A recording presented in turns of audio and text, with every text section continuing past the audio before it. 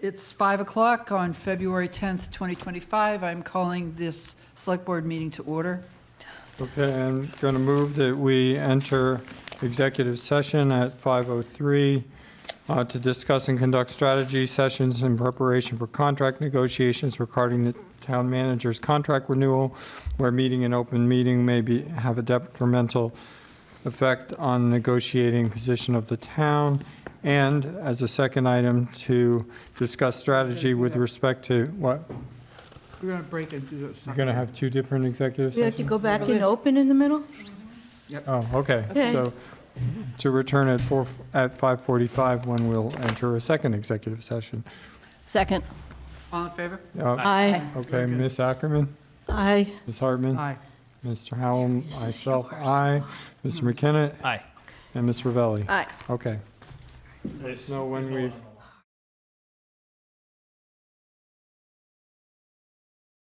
in an executive session pursuant to Mass General Laws, Section 30, Chapter 30, Section 21A, 3, to discuss strategy with respect to litigation regarding 1440 to 1450 Main Street, Symes versus the Town of Concord, as an open meeting may have detrimental effect on the litigating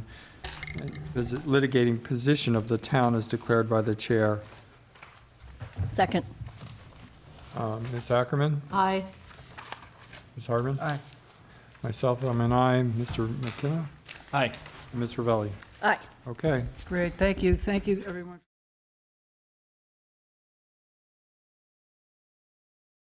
Good evening, everyone. Sorry for the slight delay, but we'll get going. It is February 10th, 2025. I am calling the Select Board meeting to order.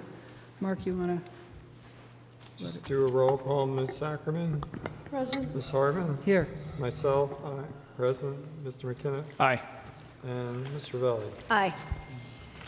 First order of business tonight will be public comment. Public comment is limited to 15 minutes with no more than 3 minutes allocated to one speaker, and it's limited to items that are not on the agenda. Do I have any public comment? I see no one online. Do you see anyone online, Mark? I'm not on yet, Oh, okay. so I don't see anyone online. where's Andrea? Okay, good. We'll move to the consent agenda. Is there anything on the consent agenda that anyone would like to remove for discussion? Move we approve the consent agenda? Second. All in favor? Aye. Aye. Anyone opposed? Okay, we'll move to the Select Board appointments and reappointments. Mark? Move the Select Board appointments and reappointments. Mr. Frank Feely of 347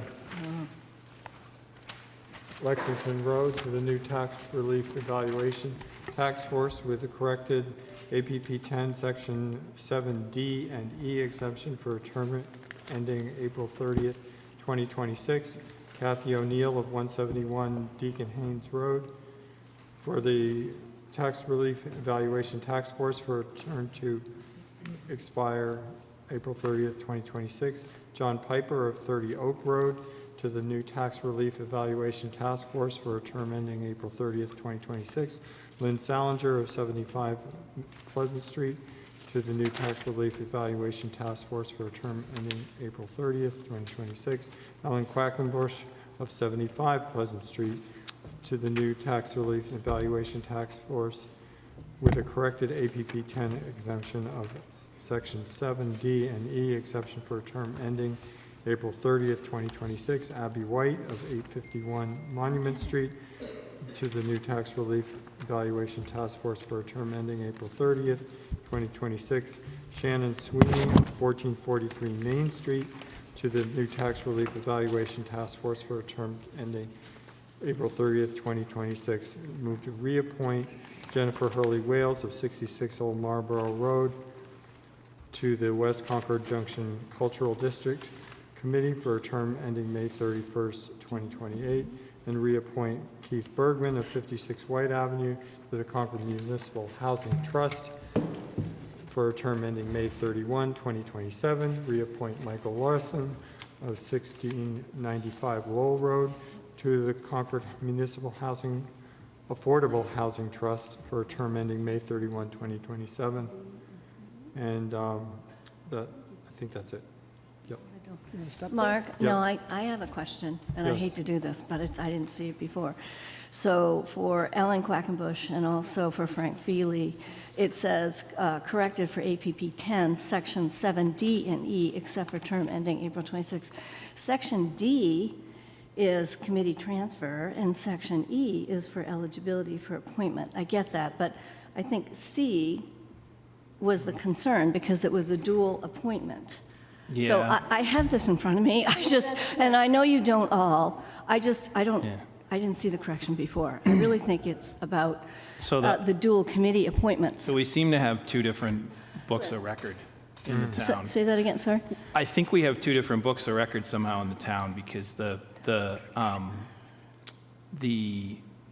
updated one as of October of 2023, if you go online and if you go to the hard copy that I have, Oh, it is actually sections D and E that talk about the Okay. people being on more than one committee. And Okay. so it was originally referenced as section C, but I actually think that's an outdated. and I might have an old Document. one. This one's dated Yeah. 21. So yeah, because I was the one who pointed it out. So this is correct. We Yes, so updated, I okay. went back with Andrea because, Okay, good. yeah, What so was the in revision date for the one? October of 2023. Yeah, no, Good. and That's- So mine's what's 2021. online and Yep. the- So I should figure out where I got this because Okay. Should be it taken might down. be. Yes. Yeah. Yeah. Okay, Okay, so so I this is trust you, for- Cameron, so Yeah, yeah. I you. withdrew whatever comment I had, Okay, sorry. great. Thank you. But I do have one other comment, sorry, but Go ahead. unless Lynn and Ellen live on the same Oh, house, no, not I again. think one of them might have a, Wrong address? Wrong We address. fixed this the last time, Ellen Quackenbush lives on Prairie. right, and Lynn is on Pleasant Okay. Street. Yeah. Okay, can we stipulate that the clerk will correct the yes. Yes. street addresses? Yes. Thank you. Yeah. Okay. So that's a motion. Do That I have a was the second? motion. Second, All in favor? Aye. Aye. Anyone opposed? Okay, do we want to do the town manager appointment with select board approval? That's what I'm asking. Do we want to do that, Mark, the town manager appointment with select board Yeah. approval? Yes, Rebecca Woodward of 295 Nurse Hill Road to the Transportation Advisory Committee for a 3-year term ending May 31st, 2028. Second? Do I have a second? second. All in favor? Aye. Aye. Anyone opposed? No. Very good. And thank all of these people for their service, Yes. both in the past and in advance. And, very good. Okay. Moving right along. We're going to have an open forum. This is not a formal hearing, it's a forum for the 2229 Main Street Task Force to present their findings and answer any questions and talk about next steps.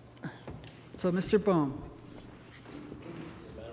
Stand up there, that would be great. Good evening, I'm Paul Baum, 11 Richwood Road, and Chair of the 2229 Main Street Advisory Task Force. We're here tonight with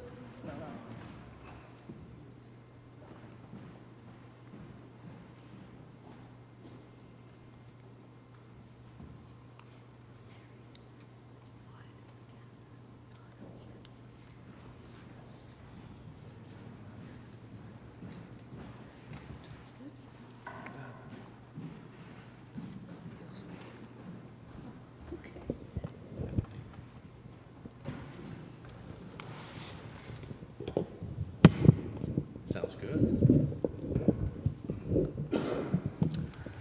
Thank you. Paul Baum, 11 Ridgewood Road, Chair of the 2229 Main Street Advisory Task Force. I'm here tonight with 4 of my fellow task force members, largely to answer questions of the Select Board and the public. But I did want to kick it off with sort of a reminder, just a few slides. The next slide, please. The site, this is a recent oblique view of the site in West Concord. There are 46 acres in total. This is an estimate. About half of the site is developable, whether it's 20 or 22, about half the site is developable, and the 20 acres of open space and natural resources that you see in the foreground. The remediation program and timetable right now has this site cleaned up and potentially turned over to a new owner around 2029. So just keep that in mind as we progress. Next slide, please. It's in a very interesting area. You see the 2229. I've drawn a dotted line through it just to show you the two parts of the site, the natural resource side and developable site. But it is in an area of housing, a proposed 40B development at Camp Thoreau. It's an area that has a lot of recreational assets, Valley Sports, Camp Thoreau, and it also is an area that has some other town property. Just to the left of the Black Birch, the lower left corner is about 6-acre parcel, town parcel, which is the main, it's the light plants where all of our power comes into town. There are also, you see sort of a gap between the yellow area and next to the site, there's a right-of-way of the town owns as well. So there's other town property in addition to the conservation areas, which are, you see the buffers between some of the developments and the site. And the Powder Mill Woods is on the right. That's the conservation area. You see next to the Thoreau Hills area, which is the development on the right. So there's a lot going on in that area: recreation, passive recreation, power input, et cetera. Next slide, please. So our report, which has been online for a while, and the executive summary is in the meeting package. We deliberated for quite some time. This is about 13 months of effort. This is the recommendation to the Select Board. And basically, we recommended that the Select Board move forward on the path towards acquisition. There are a lot of negotiations to be undertaken. There's a lot of financial details to be known, but largely at this point, the first step is for the Select Board to see that this is a potential valuable acquisition, and that in order to acquire the site, conversations have to begin with at least Department of Justice and EPA to negotiate all the terms of acquisition. So that number one in this slip is really the first action, and that's to formally express an interest. EPA has told us the first step for the town in general, the Select Board specifically, is to express interest in moving forward on discussions. That's what number one is. Number two is to engage the town council to start those discussions. And number three, and you've heard this in a larger context, to have this site as part of a larger planning process. And the Select Board is moving forward on the development of a committee along the lines of Megan's matrix to take a look at all these sites, this site included, to start that planning. So this is an essentially conditional recommendation. If everything falls into place on the legal side, on the financial side, and the cleanup is completed, this will be a very valuable asset. Next slide. And just very, very, very briefly, we looked at 4 different areas, and the details are in the report. The task force unanimously came to the conclusion that while there are legal issues to be resolved, all of those are resolvable, meaning that we've gotten indications that negotiations can't proceed on the financial aspects. There are liens on the site, forgiveness of those liens. There's a pathway to forgiveness of those liens. There is legacy liability protection, which means any owner, including the town, does not want to take on any of the liability of the Superfund activities. We call it the legacy operations. EPA affords municipalities specifically those type of liability protections, but those have to be negotiated as part of a settlement agreement. And then the method of acquisition, and there's several different methods: eminent domain, back taxes. Town council will have to decide on the best method of acquisition to recommend that to the Select Board. Central to what we did is look at the safety and health risks. This was rigorously done. The town hired an outside consultant, and the bottom line is that the task force determined that the site will meet all state and federal health and safety standards, assuming the cleanup process proceeds as planned. And we have every indication from our direct close engagement with EPA and with the site contractor that those are going well. There's lots of information exchanges that occur pretty regularly. So the 2229 Main Street Oversight Committee, which is our technical sister committee, is still monitoring that cleanup. We have, there's many possible needs for the town needs and for reuse on the site. I don't want to go into a lot of detail on that, but everything from housing to recreation to solar to battery storage to things I'm forgetting to mention, but it's really a site for multiple uses in an interesting part of town. Next slide. Next one's my last slide. On ownership, we have taken a look at what does it mean for the town to actually take ownership of the site. What are the obligations of any owner in the town if they took on a Superfund site? And we've looked at that in detail. That's in the report. Yes. There are certain stipulations at the site, certain areas, and certain things that an owner cannot do. We can't dig in certain areas beyond a certain depth. There's a thing called a holding basin that will sequester a lot of chemicals. The town can't do anything at that. We cannot use groundwater until groundwater is actually cleaned up, which might be 30 years down the road. So very specific, what are called institutional controls. And the site, the town or any owner has to be able to manage those institutional controls. We provided the costs. We've done a lot of work on talking with developers, talking with contractors, talking with Public Works and other groups just to try to estimate what it would cost to, not to fully develop the site because we don't know what the site's going to be used for, but to create the foundation, the infrastructure, electricity, water, roadways. We've had some estimates of what it would cost to start the development of the site. We have done some estimated potential tax revenues, but of course that is very speculative at this point. But there are revenues to be had if there is commercial development allowed at the site, and we fully support that to happen.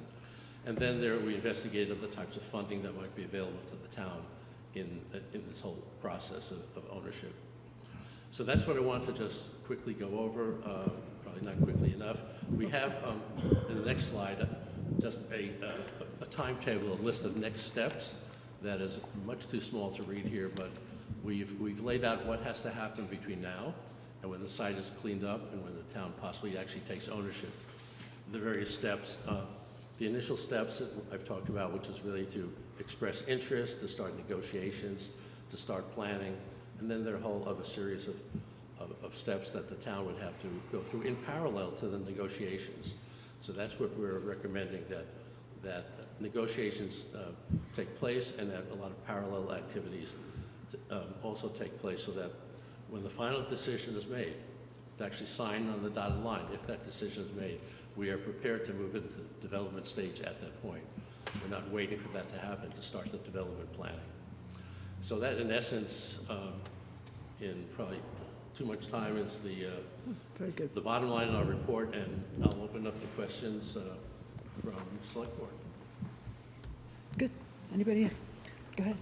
So I guess I read the report, and I'll compliment you and the team because it's Yes. very thorough. And while there's one report, there's an appendix that's just as big, and there's a ton of details. Yes, So it's encourage everybody to look at this online because it's really like a Bible for me when I looked at it. I had one question. It seems like, we obviously need to decide whether we want to pursue the first step, which is express our interest to the state. But there were a couple other recommendations here, particularly in the legal area. One was the becoming a certified purchase agent. I know I used the wrong term. But there, at some point, you can express interest, but you had some recommendations here in the legal section around, it's a bona fide purchase agreement. What is the time frame for that? Well, that's actually part of the negotiations. Okay. Becoming a BFBP gives us the liability protections. Okay. It's something that needs to be looked at and evolved, and will evolve, but town council have a direct input on that. So it's not a precursor for anything. Okay. It's one of the mechanisms for getting the liability protections. Right. It's basically the town, by being a bona fide purchaser, Yeah. declares it understands what the contamination of the site was, Right. what it is, and basically it's a due diligence type of. Right, it's our due diligence, it sounds like. Okay, so that happens in parallel. That happens in parallel. It's not a Okay. precursor. Okay. I didn't think it was a precursor. Did it happen, does it take a long time? I just didn't know how long that type of thing took. And then the legal negotiations probably take years too, right? Well, becoming a BF, that's a process that the town undertakes. It's Yeah. largely, if you know, due diligence is, it's basically saying, we've looked at the site, we understand the site. EPA has a lot of information I could share with the town that, you know, we don't have to do any of that on our own. We have to Yeah. just look at the documents, we have to understand what's at the site and what the status of the site is going to be when we acquire it. Okay, so, all right, Yeah, it's independent, sounds like, right. okay. All right. So, yeah, I mean, Paul, thanks, and thanks to the committee for all the work. We were able to do a great tour of the site, and I grew up in Throw Hills, so I'm somewhat familiar with the area. But so my question would just be, why do we want to own this? Like, what's the benefits? I mean, here's a environmental Superfund site. What are the benefits of the town owning that? Good question. Cameron, think of this as 46 acres of developable land. Don't think of it as a Superfund site, which it was and it still is. But by the time this is cleaned up, it will be cleaned up to residential standards and will be available to the town to meet a variety of needs. So think of it as a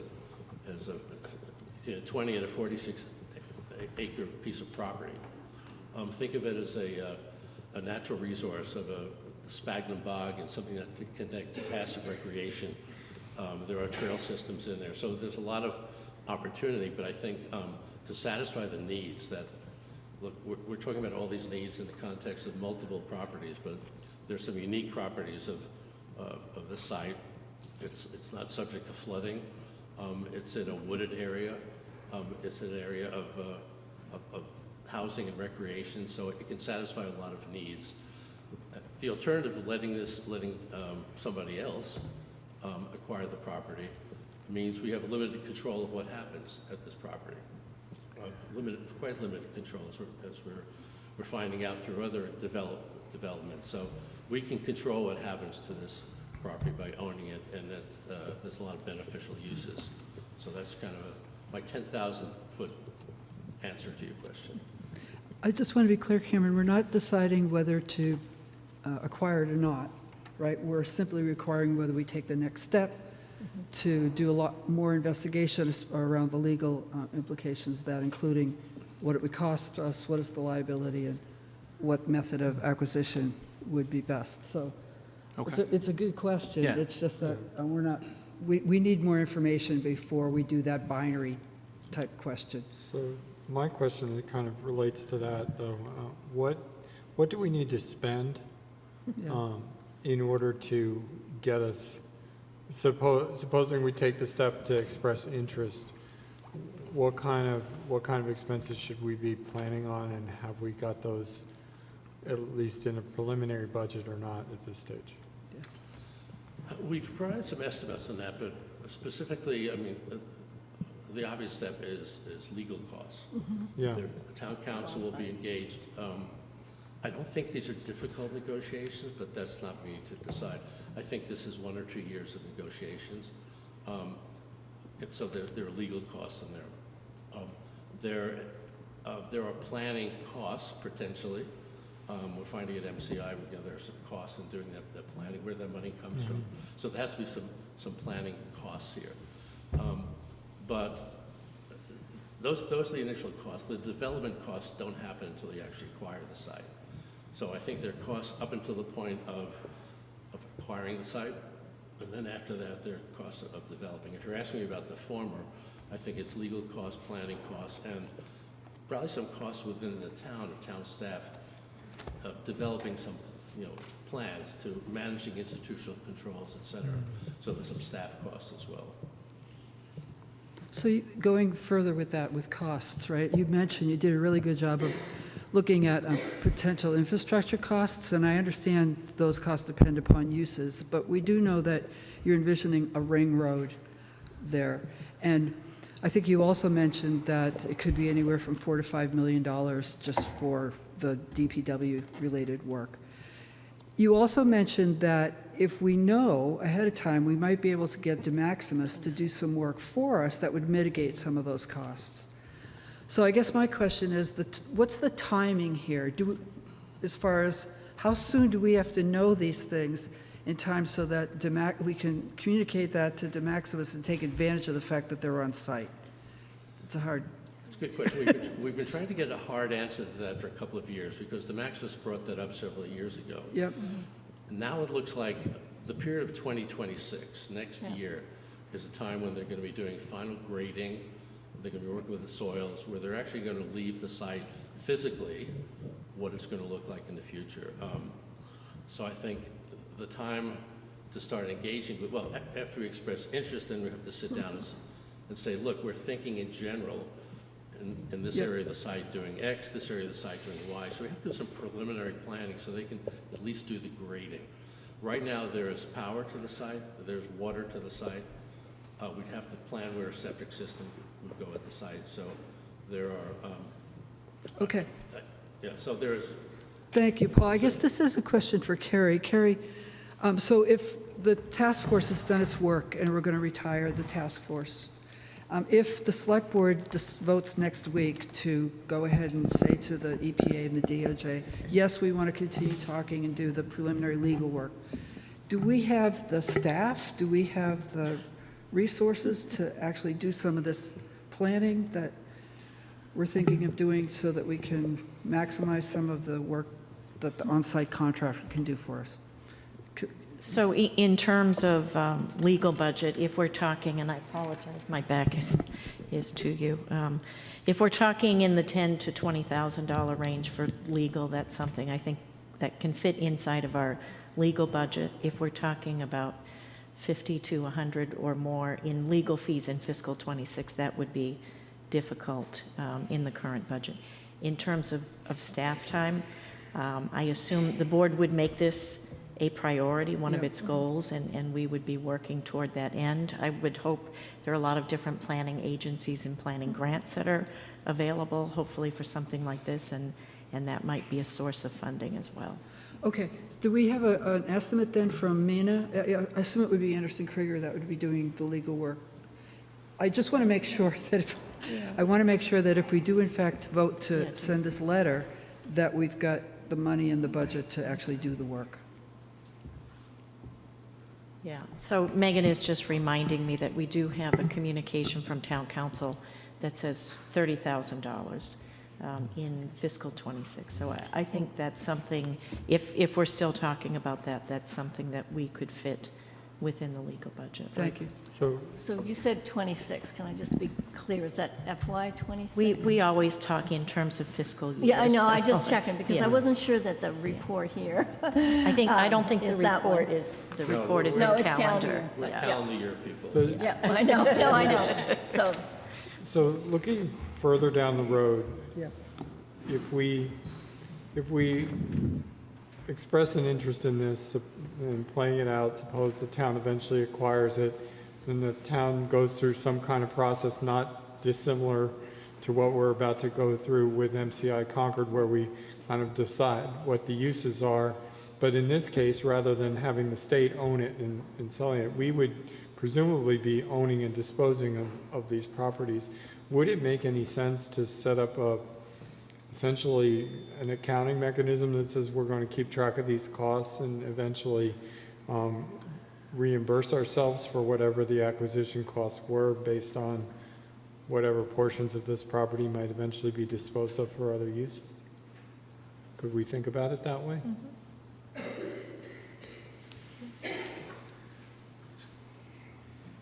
Sorry.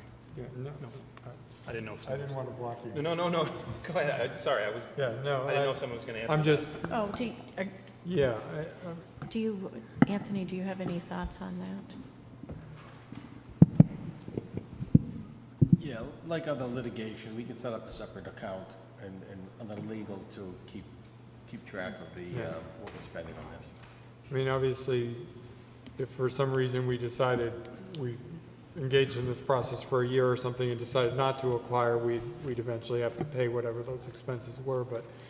But assuming that this played out with the town eventually supporting some development on this, then it seems like it could pay for itself, at least. Eventually. Yeah. Yeah. With, And then, I think just one thing to mention is some of the unknowns with the liens, and Yeah. I think Paul's the expert on this, but I mean, I think that in discussion here, the government is putting a lot of money into the cleanup here, and so I think that if there were to be an acquisition and then, you know, flipping it or getting a profit for the community, there would need to be, I imagine, kind of a payback to the government. So I think that while there is a path, there seems to be a path forward for potentially some lien forgiveness, that's with the municipality as the owner. So I think if it were to transfer again, there would be additional conversations about how that investment isn't would there be paid revenue back. sharing? Yes, that's It's the revenue sharing that Right. we'd have to negotiate as well. It's just, if we're thinking about the town, you know, acquiring and then developing, it's just, that's something to consider when Yes. we're thinking Okay. about that. Yeah, I'm still a proponent of keeping track of our hard costs. Yes. Just if I can just add to that, I mean, on the liens, we've got a clear indication that the government is amenable to negotiating those liens. But as Megan says, the cost of doing that is some kind of revenue sharing, if there's revenue to be generated. Right. Not, and We hope so. that has to be negotiated. What the terms of that revenue sharing is, it's not clear. That's part of the negotiations, what Good. that is. Okay.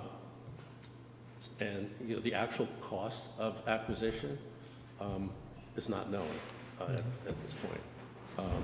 It could be zero or it could be considerable. That's also something to be negotiated as well. So that's, we'll know a lot more on the financial and legal terms after a year and a half or so of discussions and negotiations. Got it. But I will say that the government, EPA in particular, is very anxious for the town to acquire the site. They've been very clear on that for a while. They've been very verbal on that. They've been communicating that. So, you know, that doesn't mean negotiations are going to be easy, but it means that, you know, our goals may be quite aligned here. Is there a deadline that we have? Do we have to indicate interest by a certain date, or is it, I mean, because there's another 4 to 5 years of cleanup, so well, Last week. but if we want to leverage that opportunity in '26 by telling them how we want it cleaned up, we'll lose that opportunity if we don't get going. sorry, Yeah. what opportunity? So- I'm just trying to understand the timeline. So, So let me Paul, you should answer. I'll expand time a little bit. So there are probably 2 years of negotiations, so that takes us, I'm sorry, talking calendar years, that takes us to 2027.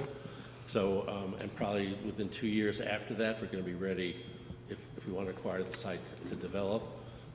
If we wait on that, it's going to just push out the time where we can actually start developing the site, because we're going to have to do budgeting, capital budgeting. It's going to have to fit into the overall capital plan of the town. So the sooner we sort of factor that into our planning, financial and otherwise, I think the better. Cameron, there's no deadline. Okay. The threat is, if it's a threat, that somebody else could come in and acquire the site. I think the probability of that is low, but that's always out there. And I think on the ability to influence the cleanup, I think that's real. That's going to save us some unknown dollars. And by starting the process now, takes us into 2026 when we can actually sit down and negotiate with them. I will mention some other really interesting part of this. We've talked the Warner's Pond Task Force. One of their options is to dispose of material, if that happens, at a site, and 2229 people have said, we'll take that soil. And, you know, they will help us with other parts of our projects. It's a little bit speculative at this point, but it just shows you how cooperative they are in sort of working with the town. Thank you. I'm going to open it up for, oh, do you have can I any- just ask one more Yeah, go question? ahead. So just to this point about Yep. cost and legal, thinking about FY '26, going back to this bona fide prospective purchaser, is that something that you would envision? I know it's part of the legal process, but should we be contemplating that expense in fiscal year '26 as well? I would start that process. Yeah, okay, so we should just figure out what that cost is. I couldn't find it in your report, so that's something else to consider. start that project, and whether we need a consultant to help us out. It's, if you're familiar with due diligence, phase 1 due diligence, those are paper studies. Yeah. They're not expensive studies, but they're 5-figure studies that, have to be factored into the budget. I would start that no later than FY 2027, but as early as possible. I'm going to open it up now to questions from the audience. Anybody in the room have a question for Mr. Bohm or the task force? Yes, Gary. Gary Clayton, 31 Blackbirch Lane. Given the changes that are happening at the federal level in terms of governmental structure, have we had any indication from Region 1 EPA that may affect priorities, staffing, funding, et cetera, and what might that mean in terms of a schedule you just outlined? Well, the world is changing under our feet, but I do know that, as far as I know, the staff at EPA is not changing. I don't know about the individuals who we've been talking to. I will say one thing about Trump administration, number one, was very bullish on the Superfund program. Of all the environmental issues, they really wanted to get sites cleaned up. A lot of the documentation that we're citing that's in our appendix comes from EPA during the period of the Trump administration, number one. So it's my belief that their EPA, the current EPA won't change their strategy on Superfund cleanup. They may change it. So some indication that it's, the approach is going to be steady in terms of Superfund cleanup. It's a bit of a guess. Anybody else have any guesses? I think we did reach out and didn't anticipate any changes at this time, but I just wanted to mention that. Do you want to say something, Pam? So, yeah, I'm Go ahead. Pam Rockwell, 1810 Main Street, and Yep. I'm on the task force and also the 2229 Main Street Oversight Committee. Yep. And I talked with Karen Ehrenberg of the EPA today about this, and there is money for several years already separate for this cleanup in a U.S. bank account. It's not like they're billing the government back. This is part of the unique program that in a unique situation we have here where the government is one of the principal responsible parties, but also there are companies that are part of that. And the contractor at the site that is doing the work represents the other responsible parties, Textron and Whitaker. And so they have a vested interest in getting this work done on their own. This money's already in their hands to do it. We can expect the holding basin to get capped in the summer of 2026, and that money is in the bank already. So even if there are changes that slow things down or mess with access, this cleanup will get done. So, also, she said that she's not planning on leaving EPA anytime soon. So. Okay, thank you. Thank you for that. Are there any questions online? I don't see any. If you're online and you have a question, please use the raise hand function. Is there anything that the other task members would like to add to the conversation? Okay. Well, while we're waiting to see if there's an online comment, I just want to make a comment that I've worked in government for about 30 years altogether, and this is, Paul's group is one of the most talented, hardworking, amazing groups I've ever worked with. They really, really did a great job, and we should really trust in what they're saying. And also, I want to thank the other group that Pam just mentioned, the 2229 Main Street Oversight Group, because these are the people that have the technical watchdog function, and they are working very closely with the contractor and making sure that all the scientific claims of cleanup are correct. So both of these groups deserve an amazing thanks from the whole community. Yes. It looks like we have a comment We do from have a question. Court Booth. Mr. Booth, Yes, do you have a good question? evening. I'll be very brief. We can't hear you, It's hard to Court. hear. But I think we need a sound adjustment in here. Wait, Just a wait, second. Court, wait. Try again. Might be your end. Can you hear me now? No. Just a we're little still bit. working on it. It's just not loud enough. It's our end. Try one more time. What about now? It's a little better. Getting Okay. there. Well, I'll be very quick. I enjoyed working with the committee. They know that they had tremendous synergy together. It was a lot of hard work. My purpose in talking tonight, however, is to thank Terry Ackerman. I thought she was a model of how a select board member could support a volunteer task force like this. Take it. So thank you for staying so close to the entire process. Thank you, Court. Thank you, Terry. Okay, and so I'm Thank going you, to say one Court. more Thank thing. you, Court. I'm We gonna say don't one get more enough of thing. that.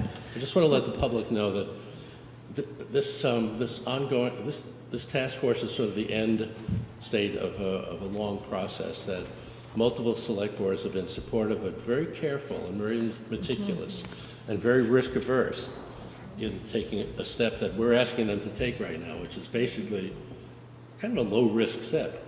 We're interested in the site. That's what we're asking you to do. But this has been a long process where there've been a lot of eyes on the site. Multiple select boards have urged us to go slow. So, several of us have said let's move fast in terms of just getting it started. So I think things are at a good place right now where our knowledge is sufficient, and I think the anxiety level of the people that have been studying this is pretty low in proceeding here. We do recognize that there's more communication to be done with the town. One of our recommendations is to have a risk communication process ongoing during this period. So Cameron, part of what we need to do over the next couple of years before the acquisition is actually done is to keep communicating with the town, because there are still our concerns that have to be respected and addressed going forward. Mr. Clement, do you have a comment? Yeah, hi, Gary Kleiman, 57 Central Street, a member of the task force, and I worked specifically on the reuse section of the report, and wanted to partially respond to what Paul said about this being the end of a process, and partially respond to Cam's question about, what would we do with the site, even though it's premature to answer that question from a reuse perspective based on what we put in the report. I don't actually see it as the end of a process. I was involved with the, what was our first committee called? The 2018-2019 committee that, StarMet, NRC, or whatever. It's a reuse committee. Reuse committee, The reuse right. committee, right. And this is a follow-on to that. It's another step in the process. And I understand that through the select board, you're undertaking a multi-site planning study for the town of Concord. I see that as a really critical next step, trying to figure out what are the valuable uses for a variety of parcels in town. What are the key needs that need to be satisfied? And what I would say is a next step in this process is to keep this one parcel in play. So, to your question of what's the value in this? Well, if you have 5 sites to play with, it's better than having 4 sites to play with if you have multiple needs and you're trying to satisfy them, and you might need a place to put, shift one thing from here to there.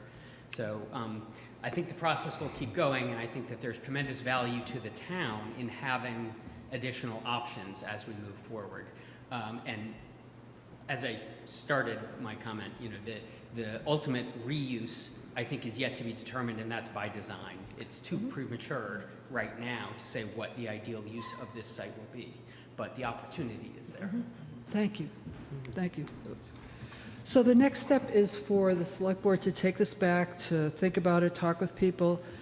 What I really like about your report is that you also gave us a template for a letter. That was very helpful. And we will come back next week and have a draft of a letter and vote whether to approve it or not. So we want to thank you for the work you've done. And Thank you. thank you. Well done. Well done. Thank you. Great stuff.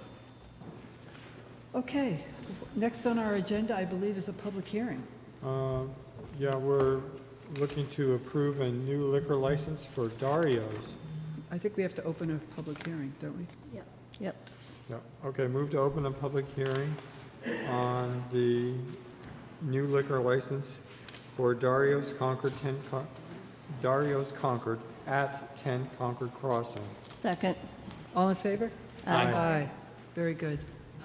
Hello. Good morning, board members. My name is Andrew Sprout. I'm here today with Elmer Melendez in support of this application. We think it's complete, and we're happy to answer Right any in front of the microphone. The sound is really not great. You have to speak right. Speak yeah. right in. Pardon me.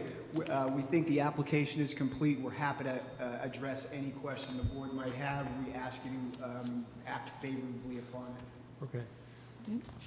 I agree that the application is complete. Yes. I'd like to just remark to Mr. Melendez that we are very grateful for what he's bringing into our town as far as restaurants. I know Bandoleros is very successful. Is it? Yes. Yes, very good. So Dario's is right across the street. And what's different about Dario's? Italian cuisine. Italian. Okay, do you have other Dario's restaurants We do have another Dario's in Main Street, Fitchburg. in Fitchburg? Okay. Okay, And great. for anybody who's watching, we're talking about the location that many people will remember as Chang'an Right. for a number of years here in Concord. So when will you open? When are you going to open? We planning for, I believe, will be probably late this summer. Late in the summer, okay. Okay. And how many seats are there? 186. I think we're going with 184, 186. Okay. Any other questions? I did one just about what your anticipated hours are. Is it, Here we go. I want to do lunches. Yeah. Let's see how that goes. But if not, we do dinner. But I like to open for lunch. I promise lunch in Bandoleros, and we open for lunch in Yeah. Bandoleros. And if I promise lunch over there, we're going to do. But I want to see how the market for lunch go. okay. Might be How goal late? then. Yeah. How late will you be open? We by 10 o'clock we close. We don't open late in the Italian restaurant. We close at 10 o'clock. I had a couple questions. So you have another Dario's in Fitchburg. Will it be about the same menu? Or, It's the same concept, same menu. I keep upgrading my menu. What I do, I run specials. And from that specials, I start to take item from the menu and adding the new menu, the new item for the menu. But yes, okay, we change it. But it will be homemade pastas, so a little real seafood, capocat, steak, and very, very good food. I have a lot actually. People from Concord been going to Fitchburg to try it. We've been getting the customers going to go into Fitchburg to try it. I have another question also. This is more a technical question about the license. I don't know if Shannon is online. Shannon McAndrew is online. Okay, so I noticed that this is probably the case with all of these. The Cory check paperwork is in here, Yes. but the Cory checks might not have come back yet. And I just want to check because there was one thing checked off in the application about some past incidents. So I was wondering when that Cory check comes back and what happens if there should be any problem, which I don't anticipate any problem, but I just wanted to know. Yeah, Terry, it should be all set already. I asked the police department to review these applications before. Wait, Shannon, can you Shannon. hold on a minute? Wait a Wait, minute. we can't hear you. Okay, can you Yep. hear me? Yes, very good. Go ahead. Okay, I asked the police department to review these applications before they come to the select board, so I anticipate had there been any issue, they would have responded and let me know. Okay, so we're assuming the Cory check came back and everything was fine. Okay, thank you. Great. And we're really enjoying Bandoleros, so Yeah. good luck, best of luck with Dario's. We will enjoy that one too. Thank you, yes, no, I want to say thank you to the community. Concord been very good with us. And I really believe Dario's restaurant, they're going to be one more ad for the Yes. community. And it's what we want. We don't want to cannibalize nobody, just be part for all the community. The layout of the restaurant looks really great. You're redesigning it nicely, so congratulations. You're going to see the people, sometimes I jump to cook over there, so it would be fun. Looks great. Okay, we ready for motion? I think we have to close the public Why hearing. don't you close the hearing? Move to close the public hearing Yes. on the grant of license.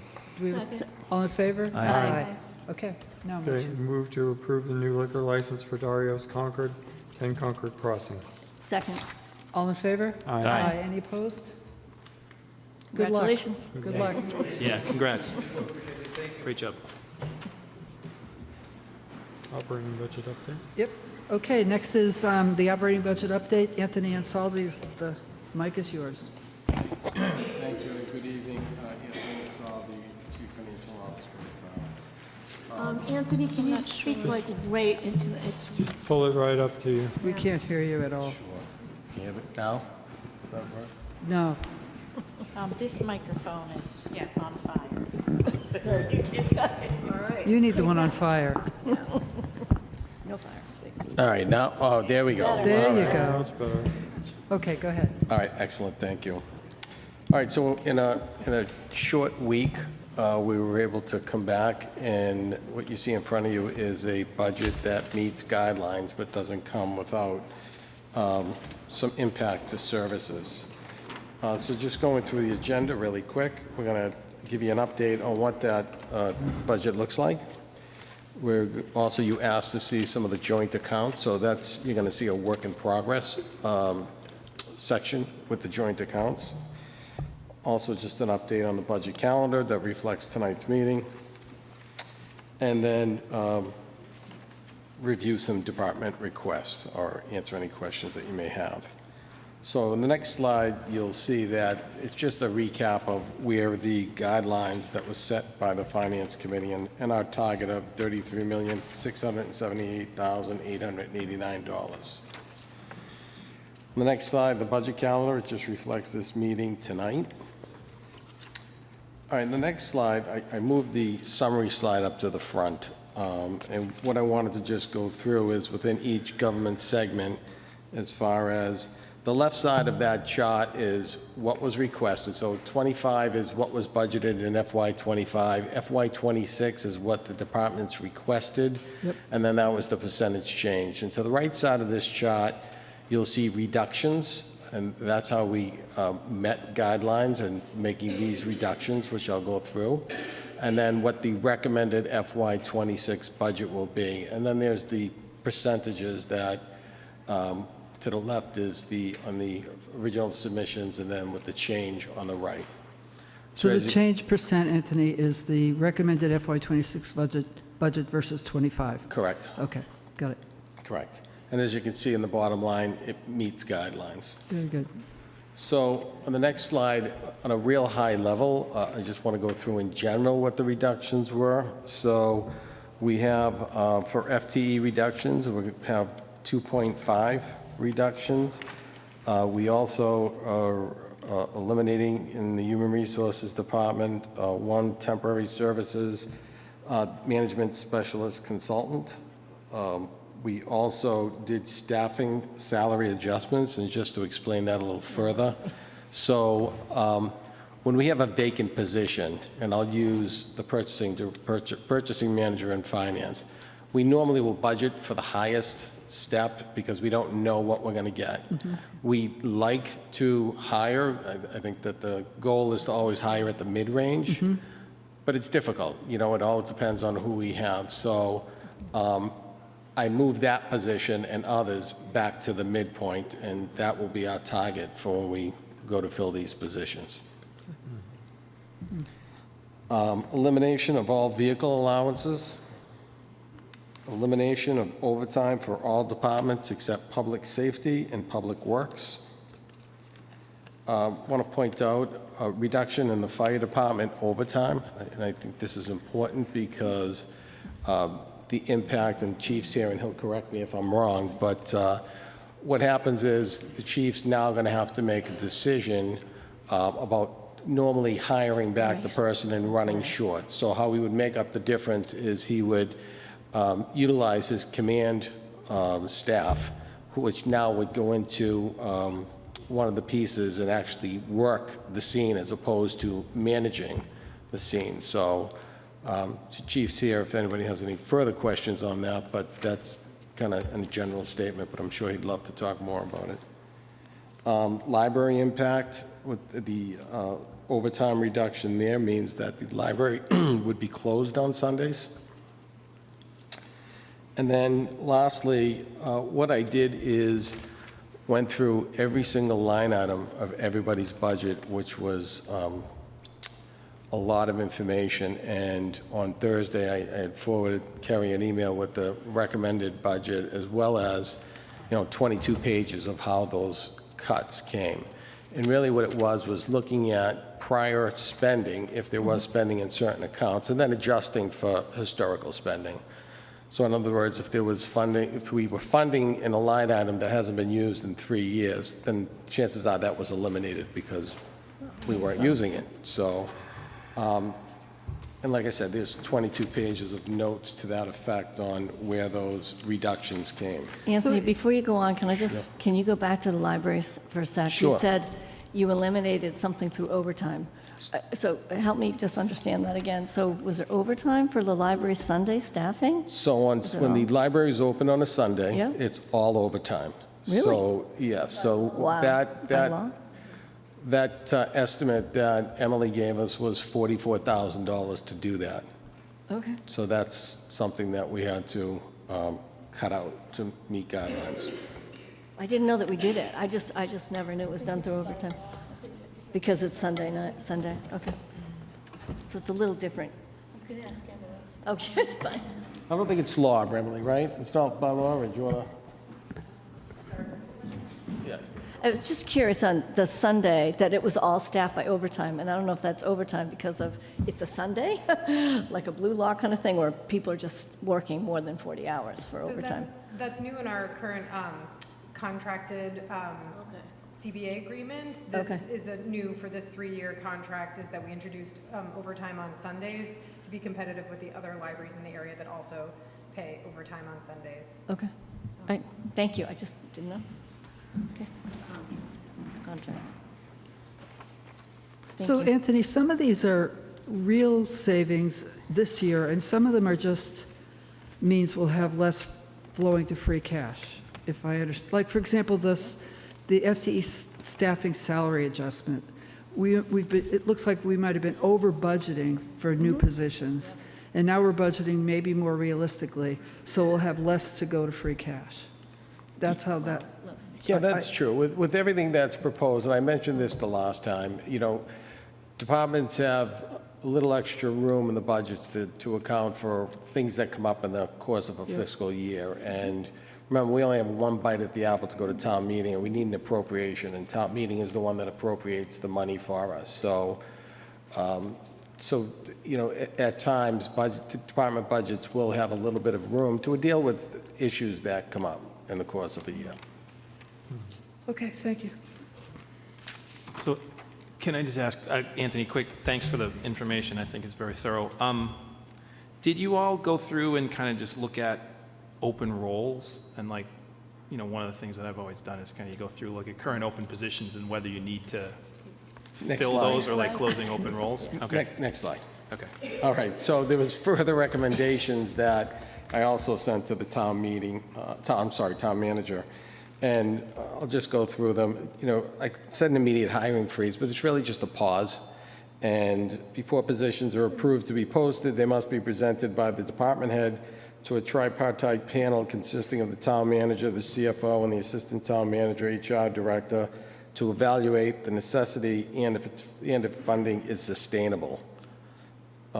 Beginning July 1st, the only take-home vehicles that should be allowed would be public safety and the Director of Public Works.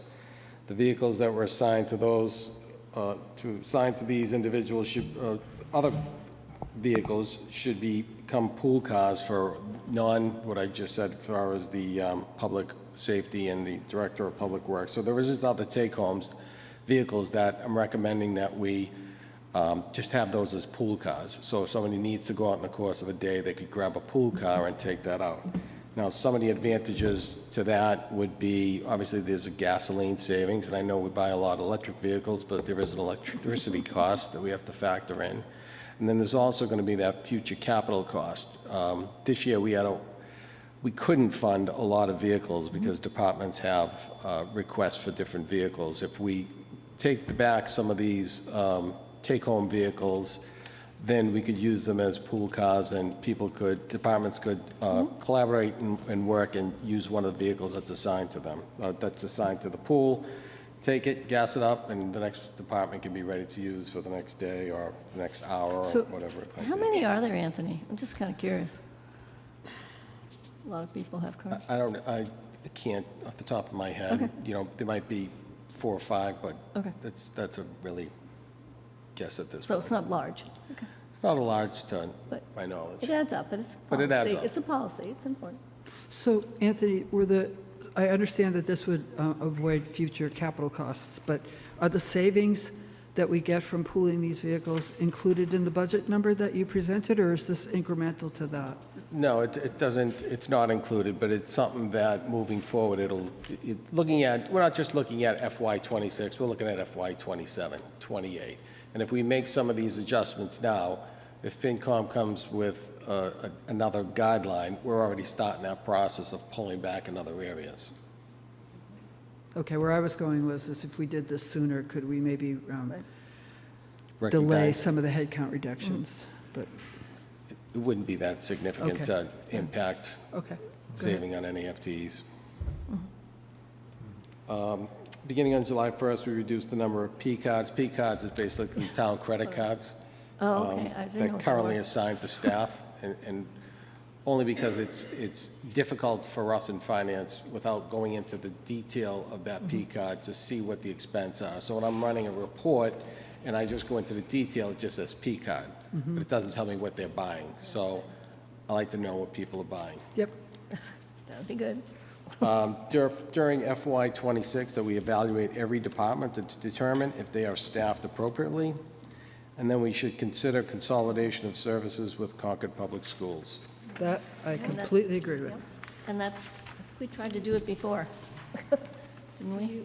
Could you just throw out a Elaborate? couple of consolidations that we're thinking about so people understand? Yeah, that would be good. Well, you know, there's a number. There's a number of different things. There's the financial systems. CPS uses a product that's similar to Munis, but it's not Munis. It's a smaller version.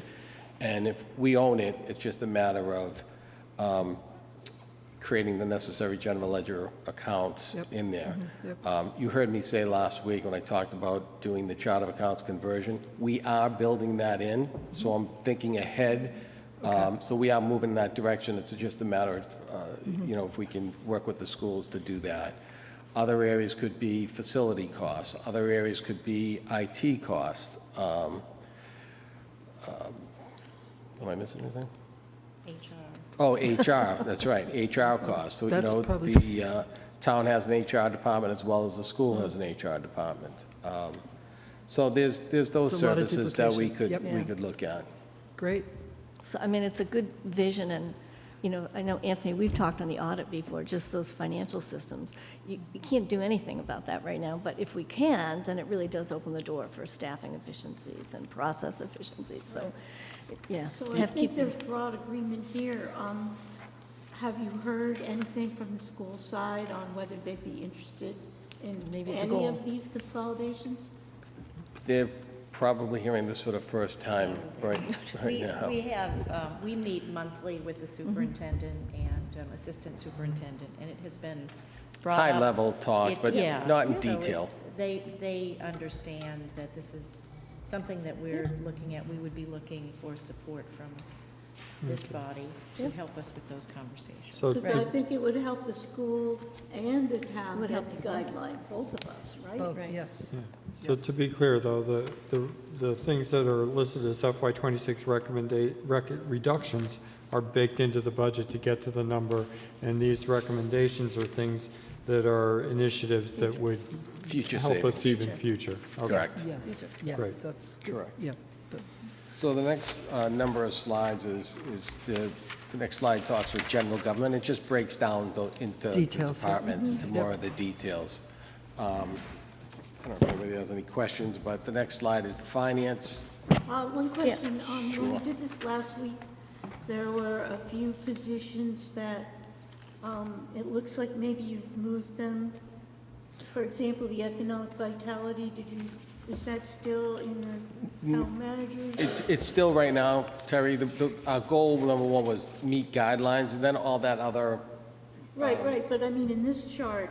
it's still in there. Are the FTEs in the same place as they were last week? Yes. So, for example, in the town manager's office, you're reducing almost $200,000, like what was cut, for example? 200 over the FY '26. Is that what you were looking at?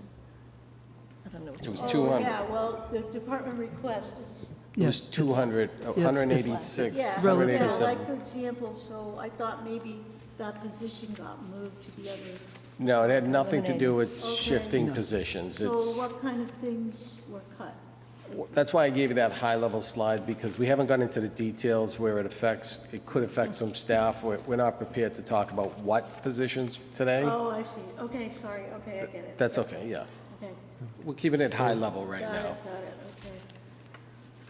okay. So I'll flip over to finance. If anybody has any questions, you can yell out. Planning and land management. Human services. Public safety. So, yeah, on public safety, can you just help me with just the disparity in the increase between police and fire? So police is going up almost 9%, fire's pretty close to flat. I just didn't know what the dynamics were that are Yeah, so driving that. Cameron, we have a settled contract in police that covers fiscal '26, and we have an unsettled contract in fire for '26, '27, '28. So what you're seeing, the settlement of the fire union contract, when that happens, the funds are included in the salary reserve. They're being held there for settlement of the contract. Okay, so Is it- so the fire would, actually will, It would be higher. okay, I got you. Right. Okay. But again, the impact, Cameron, is that overtime, which I talked about earlier. The overtime reduction, that Right. adds to that. Yeah, that might be another piece of it, but. Right. Okay. Yep. Anthony, can I have you go back? Sure. To planning and land management for a sec? Maybe there was a typo in here before. Maybe not, maybe, okay. So when you did the ask for FY '26, it was 157,000, but the actual now for recommended FY '26 is 338, which is very close to FY '25. So was it just something funny last week when you looked at the request for FY '26? So that is the economic vitality. Yeah, I'm sorry, so that's a position, Okay, yes. so something flipped, okay. Yes. Oh, so. That one was moved, back, Terry, I'm yes. sorry, I forgot about that. Yeah, that one was Okay. moved. That's, okay, because it was economic vitality. Okay. And Anthony, on the public safety line C, can you walk us through that line? I don't understand it. You start with 40,000, ask. then 25, and then, That's just shifting out of the public safety budget and into the facilities budget. So we're trying to But- account for facility costs there. But over on FY '26, you have 52,000. yeah. Yeah, So it's 40,000, then nothing for projected Yeah, '26, yeah, and then it's exactly. I actually understand. filled back in at 42,000. So I it's think, kind of I think in '26, the expense associated with that was originally in the facilities department. And Right. then after further discussion about what was actually included in those, in that budget, it was moved back. It seems more appropriate to keep it in, But it's in the showing us building. reduction. to the right, it's Yeah, showing. so because it's a reduction. Oh, because it's a reduction, it's an It's a add. negative Right. It says reduction. it's a negative. Parentheses is an ad. Yeah. Parentheses is an ad, and, no, Okay. yeah. Okay, added that, got it. So And then- Anthony, I know we don't have any, I see later, we don't have increased headcount in public safety, either in police or fire. Is there any savings in overtime that we could Yeah, realize that's in by the fire. increasing? A big savings 'Cause- for the fire. Well, I see the headcount is flat, right? It is. But there's a lot of overtime in there right But there's a now, lot of overtime in the budgets. Is that true? probably, right? So could we avoid some of that overtime if we were, in fact, to increase the headcount? In my experience of working 13 years in public safety, the answer would be no. Perhaps a little bit, but without really analyzing it, I'm not prepared to say yes, that we would recognize the savings without really reviewing it. What I would say is that that's an issue that we have raised internally, and I think, Chief, I think the fire department, I think Assistant Chief Whitney has an analysis that's underway. Okay. It is tricky, Yeah. but I think the chief would tell you that we're seeing more and more, the interest, the level of interest in overtime is not what it was historically. But you have to factor in the other costs, the benefits costs, in particular, Overhead. the pension cost. And we have asked our actuary okay. to run some calculations. But that is something we're looking at, Okay. but not prepared to Okay. offer up as a solution. Thank you. Yeah, and the reason why with the overtime is to pay for the sick, vacation, personal days and all that. So when we add staff, we're still adding some leave time off too, so it's. Okay, it's complicated. Yeah, it is complicated. Okay, okay. And Thank- Anthony, on these budgets, they're net of any ambulance revenues, right? Correct. Okay, so, I mean, in the future, it'd be helpful to understand what some of those revenues are here, so. Yeah, I think Chief Whitney did a good job talking about what the potential Yeah, no, no, revenues yeah, could yeah, be, right. and what the impact is. It's just, I don't know if we have plans of getting that up and going this fiscal year, Chief? Is it more likely for FY '27 to get the Ambulance ALS revenue. going, up and going, like, or later in? Yeah. I do have an answer from Chief Whitney. He's watching the meeting.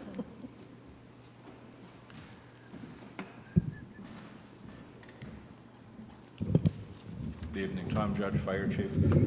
So we were asked some time ago by Kerry if we would do an analysis on that very question. Could additional FTEs reduce overtime? Okay. And Brian Whitney was tasked with that, and he has been working on it. Actually, he's watching the meeting, he just texted me. He's recently updated the analysis, and basically the answer is yes, because of the way we do our coverage. We could add 4 FTEs and offset that virtually a wash with the overtime. The reason for that, with the way what Anthony said would be true, but for the way we cover, which is we always cover. We always drop the first person out. So the first person who's out is no coverage, so we drop from 11 to 10. The second person that's out is always covered. So if we were running a 12-person shift with the intent to still drop to 10, we would lose that second person of coverage, which is a lot of hours. That's where the bulk of our hours are. Okay. So if we drop those hours, we would save that money. Okay. So that would be kind of your decision, Carrie, right? Yeah, Is there- and I think for those of us like Anthony and the chief who have been at this for a long time, we have a hard time wrapping our head around more FTE results in reduced costs. Yeah, So, okay. But this is, and we also Okay. are doing the same look on the police side Yep, okay. as well. But again, we can't lose sight of the benefits costs, the hard and soft benefits. Got it, costs. okay. I just really wanted to know if you were looking at it, and you are. Yeah. Yeah. Okay, All sorry. right, Public Works and unclassified. So yeah, I think on Public Works, we might have just the percentage change in total, I think is off, because it looks like it's going from 5.1 million Yeah, right. to just under 5.4 million, so I had that at 5.4%. Yeah, it looks like there's a formula error there. Yeah, there's just something that carried through, so. Yep. I know Alan would like 13.6, but, He'd love that. I think they go by the dollars, though. but, Yeah, I'll no. take a look at that, Cameron. Thank Yeah, you. yeah. No, I think the numbers are right. I think it's just the percentage. Yeah, it is the percentage, yeah. Yep. And then the unclassified, I do want to point out the two changes, and again, it's parentheses, which means it was added to the budget. Kerry mentioned the 3 collective bargaining agreements, one of them being with the fire department, that's still outstanding, so we bumped that up to reflect that. And then $50,000 was added to the reserve fund. And the reason why is because we're going to be running leaner, you know, the chances of now going to the reserve fund is that much higher. So, and where that's our only source to get funds in the middle of a fiscal year. Yep, okay. You know, I want to beef that up. You know, and it probably, ideally, the next year or so, I'd like to even beef it up more, because I think that we'd have more of a chance as we're getting leaner and with these budgets that we'll be requesting from the Select Board and the Finance Committee, some of that reserve fund in the future. Hopefully not, but that's our only pool of funds. All right, again, the budget summary, the next slide, that's the same slide that I started with. I just put it wrapped up. Yep. Oh, wait a second, on unclassified, why are so many lines 0 or blank? They have been blank. The only one that was adjusted, Terry, is the employee wellness. Went from $25,000 to FY '25 to unfunded as of right now in Okay, so FY we don't need to '26. fund any of these in number 8, is what you're saying? Correct. Okay. Okay. Okay, again, in the operating budget summary, you've seen that slide. And then the joint accounts. I just want to point out that there's a yellow highlighted field, a cell, and I still have to plug in the retirement assessment. So this is kind of a work in progress. The only thing that's really been updated to reflect the latest information is the group insurance numbers. I talked about that last week. I was budgeting 12%, which I thought would have been more than enough. Unfortunately, Meyer let us know that the average is 14.8%. And where we're new to Meyer, our second year adjustment can't be any higher than the mid-range. And our consultant told us with our number of claims that we had, that we should plan on that midpoint at 14.8. So that number reflects the 14.8. I know it's 17.57, but the difference is that 8,000, if you went into that cell, there's additional funds that were needed that account based on some new enrollments and so forth, and then adding the 14.8%. So there's more to that cell. Okay. And then, Anthony, can you just remind me again, I don't know if it was workers' comp or Social Security or Medicare, we changed something. Yeah, so we changed, we if you do? see on the Social Security and Medicare, we Yeah. actually went down by Right. 12%. And that's because effective July 1st, we stopped paying Social Security for part-time workers. We now do OBRA.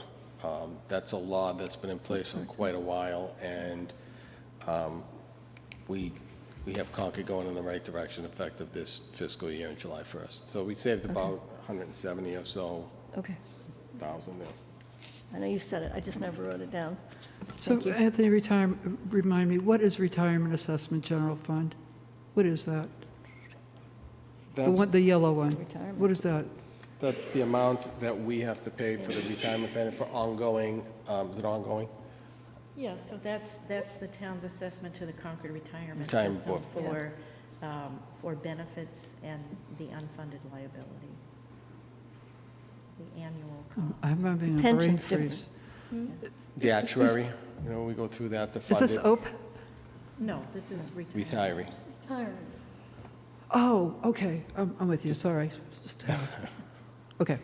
But we don't have any number in there yet. No, I'm going to plug it in. That's why I highlighted it, just to show that. Because if you look at it and say, well, geez, that's great, we're going down. I we're was not wondering going Yeah, I down. saw that, there was, Yeah. okay, Yeah. yeah. And But- so where's the 32 million come from? Is that Why do you have that number there? Is that what, You know what, I think that was, when I cut, copied, and pasted, I just might have grabbed okay, that so forget yourself. that. Forget that. Yeah, Okay, the 'cause I other was like- thing, too, is it seems to me that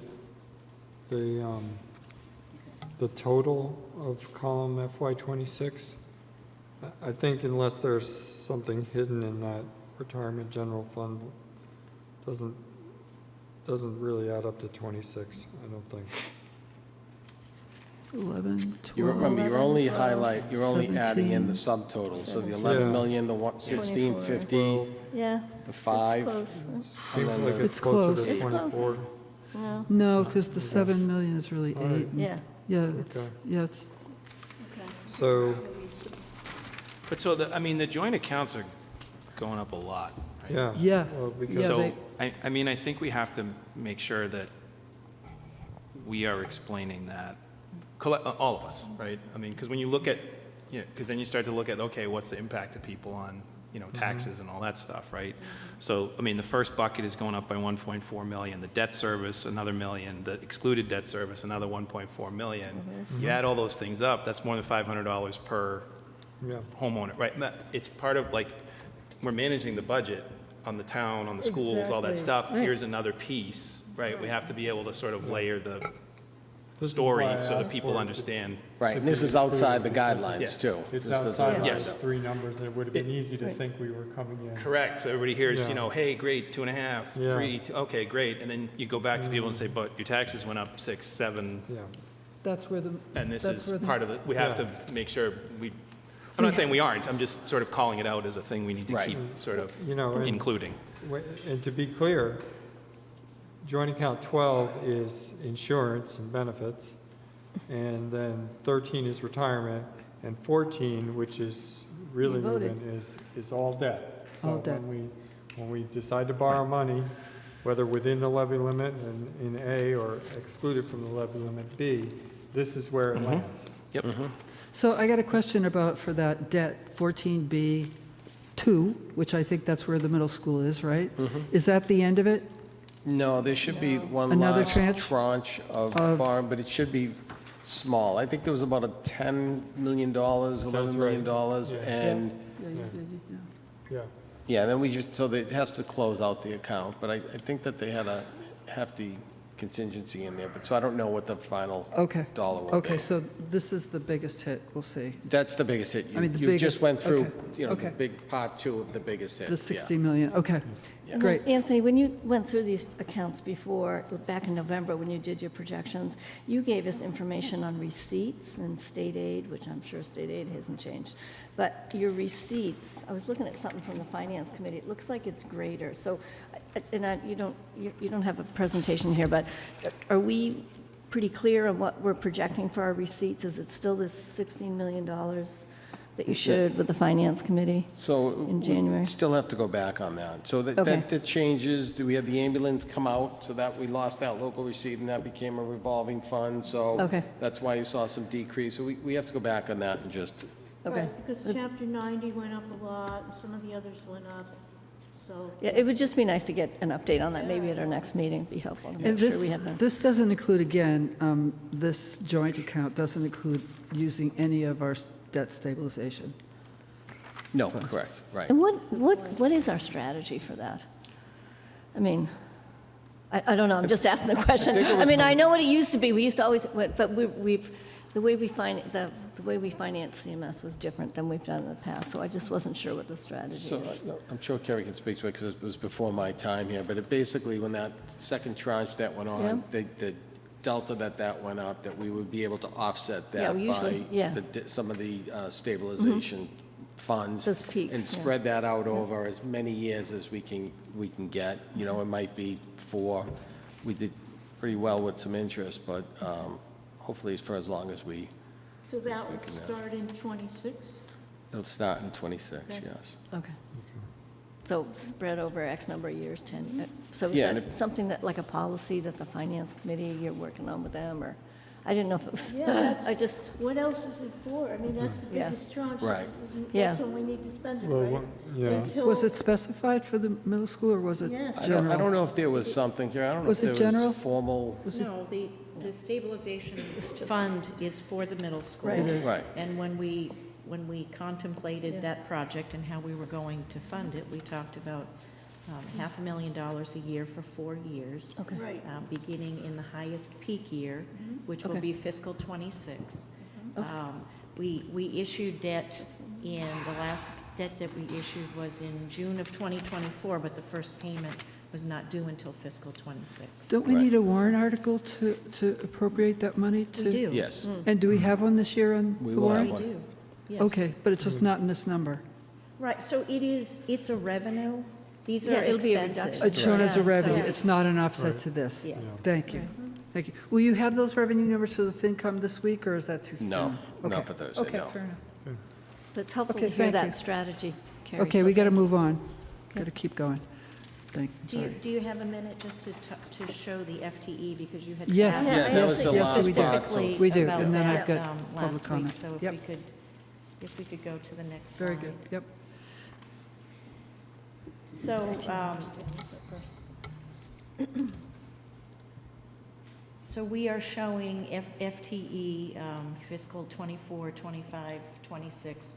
What we're showing for '24 is what is showing in the budget book. One of the things that we found when we were reconciling this data between finance and HR is that there were some differences in what was being included. So for the purposes of, when I think of FTE, I'm thinking of regular full-time, regular part-time. We did find some instances in the budget book where some temporary status was rolled into some of the FTE counts. They're negligible, but they account for some of the changes. And if I could just walk through this quickly, I'd like to do so. Sure. So just looking at general government, 24 to 25, we had an overall increase of 1.62 FTEs.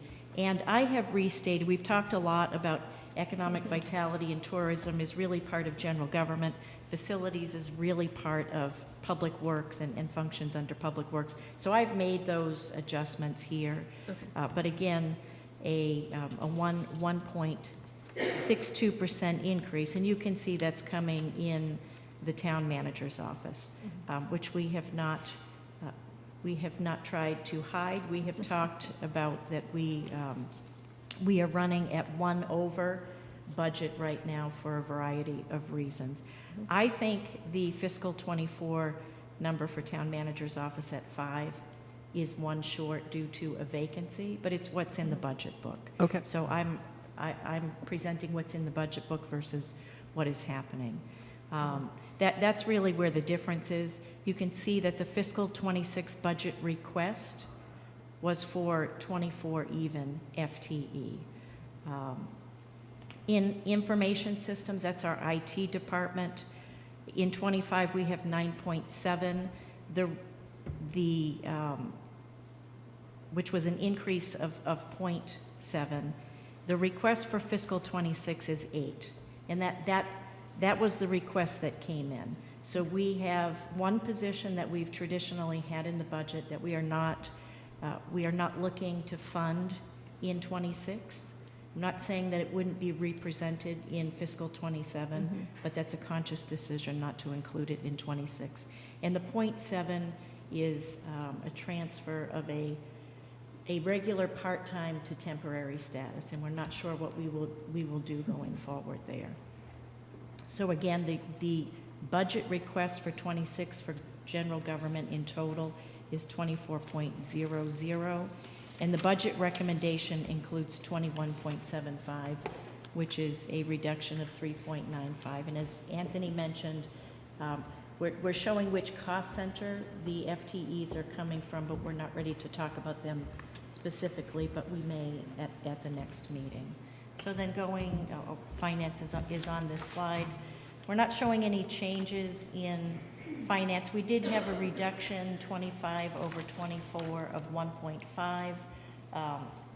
The 1.0 reduction was a transfer from finance to HR, and that was through the creation of a benefits manager position So we used a finance FTE to create that position, and that is in HR. Can we go to the next slide? So in planning and land management, in the fiscal 25 budget, we had a reduction of 2.17. To the best of my understanding of these numbers, I believe this is a place that we were including some temporary status. So we have a conservation crew and seasonal conservation crew, seasonal ranger in our natural resources department. They are not regular part-time positions, so I believe that is the adjustment there. There was a request in the 26 budget to increase half an FTE, and that is not being proposed to be funded. In human services, we had a reduction of 25 to 24, and that is in the senior services department, and that was a conscious choice to realign duties and reduce headcount there. And then in fiscal 26, the request was for the same headcount, 43.7, and we are looking to increase that by 0.25 to 43.95 in the budget request. Could we go to the next slide, please? So no changes in public safety. And in public works, this is another area that we're scratching our heads a bit, because we don't believe that we had a 4.17 FTE increase, 25 to 24. So we're still taking another look at that. In 26, the request, if the assumption is that in 25 it's 50 even, the request in 26 was for -1, and that is that's in the facilities, in parks and playground. So overall, the net adjustment 25 to 24 is 1.12. The requested 26 budget was a -2.2, and the recommended budget is a -4.7, or a net adjustment of 2.5, and Anthony showed that on other slides. Yeah, I did see. In his presentation. So we're just backing out. We're not counting things that people didn't request, obviously. So in order to meet the guideline, which was an aggressive guideline or an assertive guideline, we're needing to cut headcount within town government, and it looks like general government will take the brunt of that. Is that accurate? You know what? Do we have one more FTE slide? You do. Sure. So I figured there would be an interest in understanding the headcount, sort of our back of the house, our administrative, our support operations versus our external facing department. So for internal service, this is finance, human resources, IT, and I split the town manager's office 50-50. This is not a scientific analysis here, but just to give you a rough idea of internal service. Then external service is everybody else, DPLM, human services, public works, public safety. So the request for 26 for internal service was 40.88 FTEs, and for external service 218.52, again for a total of 259.40, again a -2.2 over fiscal 25. And then the recommended budget internal service is, it brings that down to 39.13 for internal service and 217.77 for external service. Does that, I'm not sure if that's helpful or not. For me, Yeah, it was it is. helpful just to see that we're not, we're doing what we can to make the cuts on the administrative level where we've, or the back of the house level where we've talked a lot about, we're looking to make improvements in finance through the new software and consolidating finance and HR software use so we can start to make some cuts. And do we know, like, about how many open positions we have? Just, like, typically, I mean, out of the 250? Out of the 260? About a dozen. Okay, and then do we budget a vacancy rate, or do we assume that all the positions are 100% filled? Yeah. All 100% filled. And Okay. Jess, is that, you're saying a dozen in the general fund or across all funds? Yeah, Oh, across all funds. So, we have, Cameron, you know, in the light plant, we have some vacancies over there. So. I guess, yeah, no, that's helpful, just context, because I guess, like, if you continue to run, say, a 5% vacancy, it does give you some leeway, right? If you're not. It would be good to understand what that vacancy rate is, So because oftentimes people budget that vacancy rate. Gets things even tighter, but I guess that's where you're going, Cameron. Yeah. right? Just, again, if the budget's built on, I'm going to have every position filled for every day of the year, but you sort of consistently are running, which I think is normal, right? There's some vacancy rate. You're not paying for those positions for all 12 months, so it just gives you maybe some, just as you're looking at how it's all being managed. If I may, one of the things that's regularly reported now as part of the personnel board is the termination, the separations and the hiring by department. So what we see is there may be 10 or 12 open at any given time, but that's a rotating number based on who's leaving. Oh, yeah, and who's absolutely. coming. So Yeah. it's not like but this 261.6 number that we're seeing for FY25, that's inclusive of open positions as well as filled positions. It is. Okay. I just want to comment that this is so helpful, and I think this is the first year that we've really seen this. I don't remember this level of detail in the past years, and I think it's really helpful. Thank everybody. And I don't know if Mary, if you requested it or was. We all carried did. in. We all did. Yeah, We all great. did. We all I think did. the select board should always be looking at this. And I also really want to thank you for doing the hard work that you're doing here to meet the guideline and to avoid an override going forward and doing the work now. And I know this is hard. It's hard for everybody. So it's what the town's asking for, so I'm glad you're stepping up to it.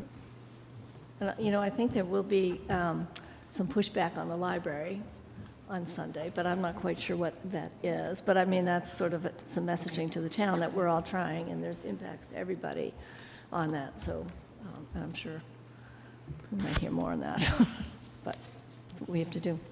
We have some raised hands. I'm going to open it up for public comment on the budget. Anybody in the room have sorry, you want to stand up and identify yourself, please? Stand up and identify yourself, please, for the rest of us. My name is Paul McCone. I live at 33 Grove Street. Mr. McCone. I actually have two questions, if I may, about the presentation before I actually make a comment. Well, you've got 3 minutes, Mr. McCone. Okay. I assume this is not just public comment. This is It is. a citizen standing up, making a comment during a hearing. Please keep your comments to 3 minutes, Mr. McCone. Two quick questions. They don't have to be answered now. One, is CMLP covered in this projected or this proposed take-home car slide that was up there? And taking into account take-home cars that are done by contract, people that are contracted to have take-home cars. Kerry being one, and I believe Jason Baldger being the other. It's in their contract for reimbursements And you're saying there's not going to be any more vehicle reimbursements. I just throw that out there, I'm not requesting an answer now. Yeah, so Okay. those weren't added, they do have We can give you an take-home answer. by contract, Paul's right. Yeah. So they know would that continue to take it, yeah. That's, but CML, so your first question is CMLP? Is in this- CMLP It's not in this budget. No, I realize that, but is Yeah. the policy going to be CMLP? Okay. No, well, No? What do you mean? Yeah, I will take that. The intention is if we are making an adjustment to policy, it impacts all town departments. Including CMLP? Yes. Thank And it's Good. just, you know, this, as somebody said, this is a presentation, as you know, of the general government budget. We're not talking specifically about CMLP or any of the other enterprise funds this evening. okay, good. Okay, thank you. Go ahead. Did my slides not end up to be able to be viewed tonight? That's right. This is public, Mr. McCoy, your comments here are for us, I'm okay, so commenting. that we can deliberate. I'm just trying to We get past have- this. We have your information in front of us, so if there's anything that you want to tell us about the research you've done that will help us deliberate, I will. now's your I'm chance. inquiring whether you put my slides up that I requested last week. That's all I'm asking, Mary. Are they available? No, to we me? have them in front of us. So the answer is no. Well, we have the information in front of us. So the bad news is that I requested the town to put 2 slides up on the screen for my presentation, for my 3-minute presentation. The good news is I went to Staples and did it myself. So, you know, there are people that watch the meeting that are interested in these things, not just the select board. So, I don't even know if this is on camera. Mr. McCoy, can you just speak Yes, to you're them? looking at that. We have them right here. Oh, I know, but the people on the screen But don't have it. we're the audience for the information that you want to convey. So tonight,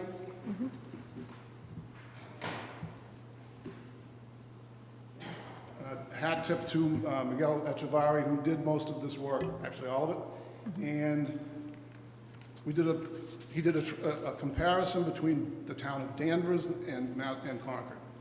Why Danvers? Danvers is very close in their government to what Concord is. They may not be as special or as unique as we are sometimes. However, they have approximately the same number of employees. I'm losing my voice here tonight. They have a municipal light plant, which is governed under the same way that we are, that the town manager is the director of the light plant. It's not a 47C light plant. So you'll see very clearly in this, they also have 10,000 more residents. You'll see very clearly, and these records are ones that were obtained from public records requests to the town of Concord and Danvers. You'll see that Concord has 10 FTEs in the town manager's office. That's the information that we were sent. Yep.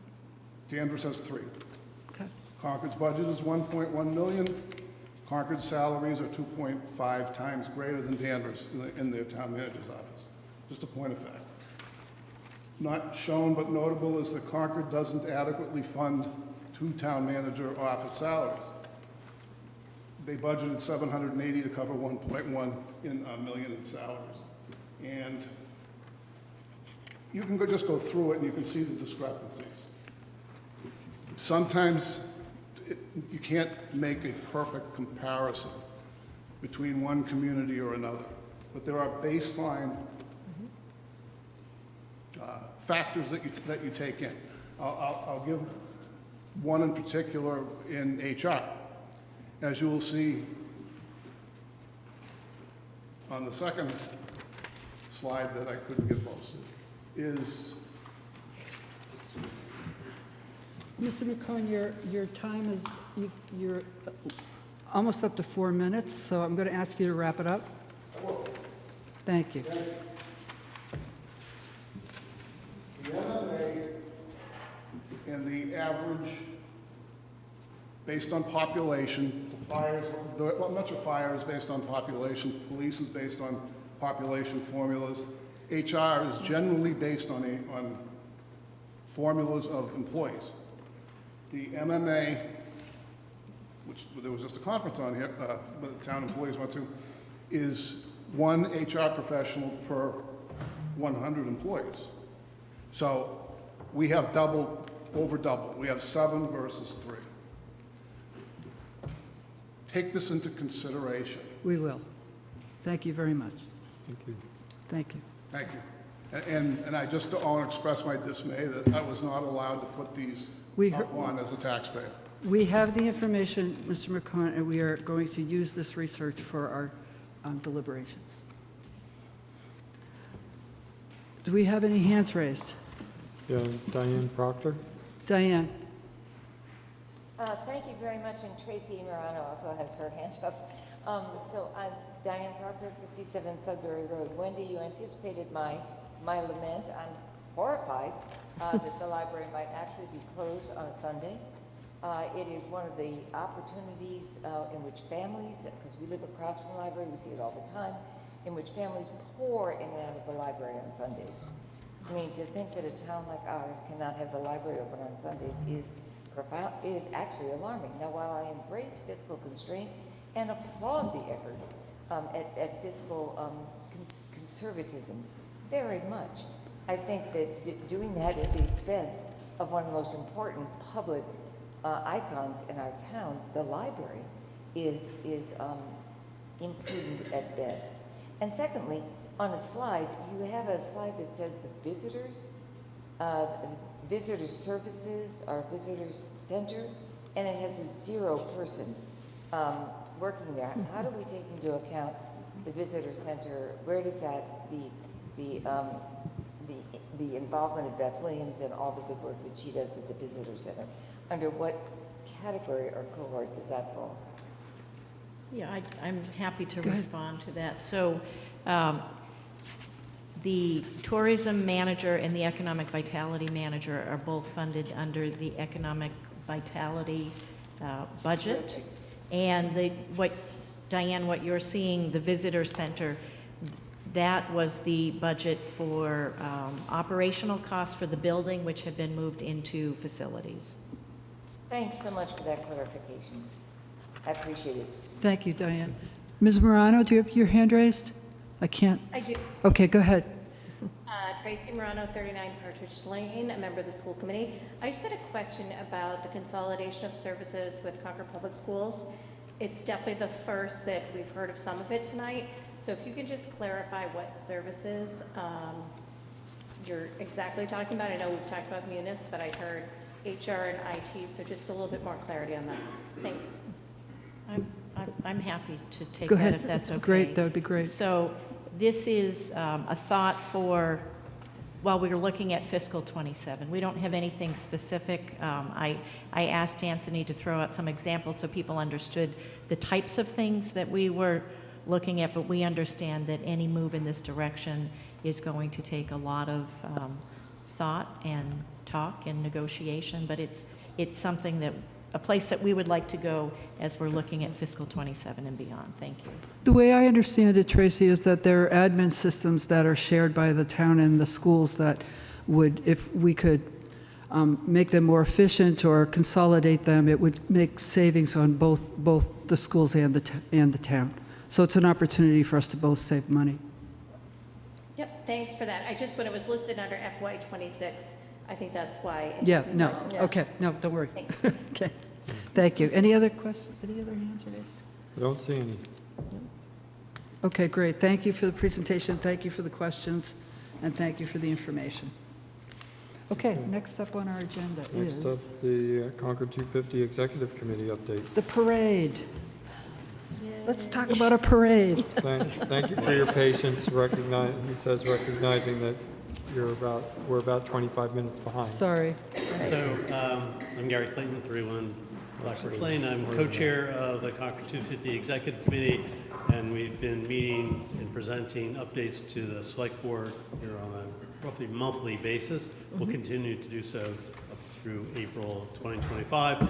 This evening we want to focus on the parade, and I've asked the team leadership regarding the parade, John Arena and Sue McCrory, to make that presentation for you. Great. Great. Great. Good evening. Welcome. Everyone. John Arena, 37 Bedford Street, co-chair of the Concord 250 Parade Committee. After many months of planning, our committee feels confident in the progress that has been and continues to be made for a successful and special April 19th celebration. Just a little background on how we've approached planning for this year's parade, beginning with our parade concept. The recognition of the dedication and sacrifice of all those who fought for independence on April 19th, 1775, the establishment of a new nation, and the progress we have made and continue to make to preserve, protect, and expand the foundational principles of self-determination, equality, and liberty for all people. As a committee, we have acknowledged that Concord has always modeled a colonial-themed parade. What makes our parade special and unique are the Revolutionary-era units, along with many loyal local organizations and bands that produce a wonderful entertainment value, but also showcase and represent our town in a profoundly special way. For the most part, we have done our best to maintain our parade's traditional character, but we have also expanded our Rolodex of units for this monumental year. In a typical year, the parade averages 35 to 40 separate units. For 2025, we expect approximately 55 units participating, comprising 1,700 marchers. The number of marchers will likely rise a bit more in the coming weeks as we continue to receive RSVPs from dignitaries on a rolling basis. There are also some units that need to finalize plans with our committee, such as the National Guard and West Point's Hellcats Band. Often many of the military units are not able to confirm information this early on, but we expect them to participate. Here are some highlights. We're thrilled to be hosting the UMass Minuteman Marching Band in this year's parade. Comprising nearly 400 marchers, not only are they impressive and renowned, but they also align beautifully with the theme of this celebration. The Sons of the American Revolution will have a strong representation with around 150 uniformed marchers in their unit, as will the Massachusetts Veterans of Foreign Wars. There will be numerous Minuteman companies participating, along with several fife and drum units. We are also excited to have the local community well represented.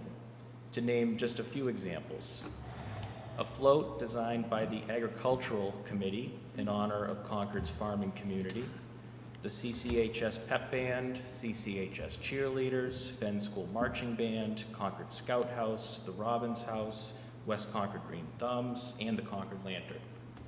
Something else quite special, a unit, Concords Across America, a unit consisting of a cross-section of people from cities, towns, villages, and counties that share the name Concord. In trying to keep our event as inclusive as possible, we have granted permission for some vehicular use, such as Newbury Court, who will be using a trolley for their residents to ride in. The Concord Mill Dames will also be riding in a vehicle along the parade route. Minuteman Arc will be back in our parade this year with one of their vans in tow. Please note that our committee takes the safety aspect of using vehicles in our parade very seriously. All units who are using or requesting a vehicle are providing insurance, registration, a copy of the driver's license of the operator, and all of this documentation will be presented to public safety well before parade day. In terms of help to orchestrate the parade on that day, we will rely heavily on ambassador support and our growing volunteer list to, once again, orchestrate the various elements that make the parade run smoothly. We know that this includes division commanders who are assigned to march with and help manage the parade in designated areas. This role is especially vital because it ensures that every unit has close access to a parade official. Volunteer coverage at our reviewing stand, which will be in front of the townhouse, along with ambassadors at the North Bridge to assist with crowd control during our ceremony and as the parade files through the park. A volunteer team designated for checking units in before the start of the parade, along with assisting at the grab-and-go lunch provided at the parade's conclusion. Staffing water stations along the parade route is another example. Our plans for parking consist of using Alcott School lot for some dignitaries, volunteers, and parade units, and we're going to rely heavily on the high school parking lot for the remaining units and buses. The remainder of the report will be offered by Sue. Sue McCrory, 59 Lee Drive, co-chair, Concord 250 Parade Committee. I'd like to speak to you now about the parade route. The parade route is a bit different this year and slightly longer at roughly 3.5 miles. It is important to highlight that this decision was made in good faith. If spectator turnout does exceed any of the estimates that have been mentioned, we want to ensure enough room for everyone to safely spread out and enjoy the parade. As you will see by looking at the map on the screen, starting at the bottom of the screen, the first unit will be stepping off at or near the corner of Thoreau and Hubbard. Prior to the step-off, we will muster parade units along Thoreau and Everett Streets and inside Emerson Field, specifically on the track and paved pathway. The parade follows Thoreau and turns right onto Sudbury Road, travels through downtown Concord, and bears left in Monument Square to continue straight down Lowell Road, followed by a right onto Liberty Street. Weather and water conditions permitting, the marching units of the parade will travel through Minuteman National Park, across the bridge, and turn right onto Monument Street. Please note, any units that have a vehicle or horse-drawn carriage will be directed around Liberty to Monument Street as the dotted line shows, and essentially meet the parade at the other side of the park. If we are not able to take any units through the park due to weather or high water conditions, the entire parade will have to be diverted around the park. I'd like to provide you as well with a tentative outline of the bridge ceremony, which we will anticipate will begin around 9:30 or 9:45 a.m. Beginning with words of welcome from the MC and an invocation from one of our faith leaders, Superintendent Simone Monteleone will offer brief remarks, followed by the playing of the national anthem by the Middlesex County Volunteers. Then, a cannon salute from the Concord Independent Battery, the playing of taps, and placement of commemorative wreaths at both the Minuteman statue and grave of British soldiers. The next part of the ceremony will feature a keynote address, though who that speaker will be remains pending at this time. Following that speech, there will be a musket salute on the bridge, a benediction, and closing remarks by the MC. The flyover, planned for 10:15, will be a memorable way to conclude our events at the bridge. Should the ceremony run longer than or end prior to 10:15, we trust the flyover will be impressive, regardless of when it arrives, even if the timing is slightly off. As the parade resumes out of the park and down Monument Street, there will be a left turn into Monument Square, where the parade will pass the reviewing stand, proceed straight onto Lexington Road in front of First Parish, and then end around the time units turn right onto Haywood Meadow. Lunch will be set up and waiting for the marchers outside of the Armory. The reviewing stand is in its final stages of planning. We have requested seating for 100, so that dignitaries can also enjoy the passing of the parade while units are formally announced as they march through the square. We are also working on plans for a small stage or platform at the bridge in similar placement to the stage used in 1975. The parade will march rain or shine, unless severe weather conditions become a factor, just as in previous years. As April approaches, we will be continuing our work on developing the line of march and formal parade orders, working hand in hand with public safety, town officials, and the executive committee, along with finalizing the bridge ceremony, equipment, and decoration needs, plus a host of other tasks. Our committee remains steadfast in our commitment to ensure the success of Patriots' Day 2025. On a final note, one may think that this is all for the spectators coming to Concord. We certainly want everyone visiting Concord to leave with great memories of what they saw in the parade and overall having had a wonderful experience. However, something that is extremely important to us is making sure our dignitaries, units, marchers, our volunteers, townspeople, have just as wonderful an experience. Ensuring a well-executed and organized event, which makes our participants feel welcome and well-directed, will support the longevity of this annual celebration.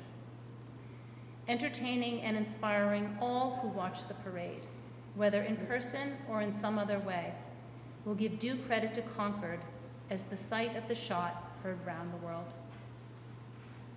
Thank you. Thank you very much. Any questions, comments from the board? No? No, looks good. How, thank you. That sounds like it would be great, and you've done a great job planning it. We heard about transportation our last meeting. So have you thought about transportation for all of the people that are going to be marching in the parade and the dignitaries?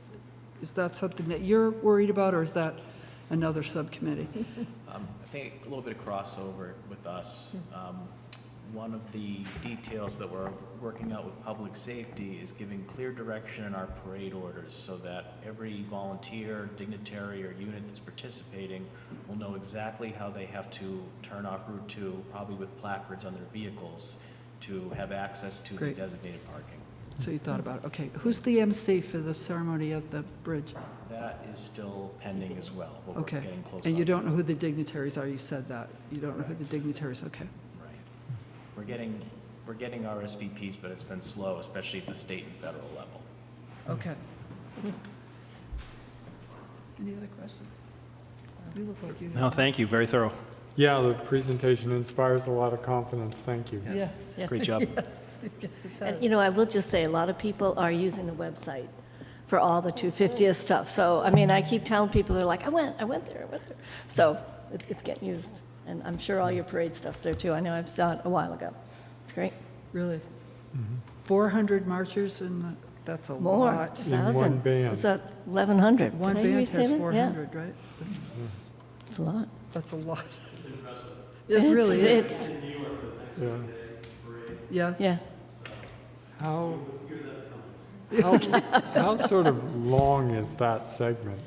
Yeah. Is that 100 yards of, that UMass 400. or 50 yards? Yeah. 10. And so how long is the parade supposed to last? 3 If you're miles. standing in one place, it'll be like an hour to walk? 3 miles, right? Well, 3.5, and aren't you risky? Yeah, we're walking. no, No, how if you- long would it take to go past a certain point? Yeah, like is you're what standing she's trying to watching it. ask. So how long would it take to get by you? About an hour? Or Well, it's I don't 3 know. miles. Someone walks 3 miles in an hour. Okay. At least Yeah. an hour. Never mind. They'll be slow. It'll be a lot slower. Okay. Great. SAT question. Great. Thank you. It's an SAT question. Yeah. If Well, it's moving at this velocity and there's this many people going this length. Thank you very much. I know. Really, thank you. Yeah. How many, yeah, exactly. How Okay. many crosses, All how many right. deep? Yeah. That's I 50 guess, people. deep, Yeah. should find out. 3 feet apart. I bet we do. Okay, what's next? Okay. Wastewater letter.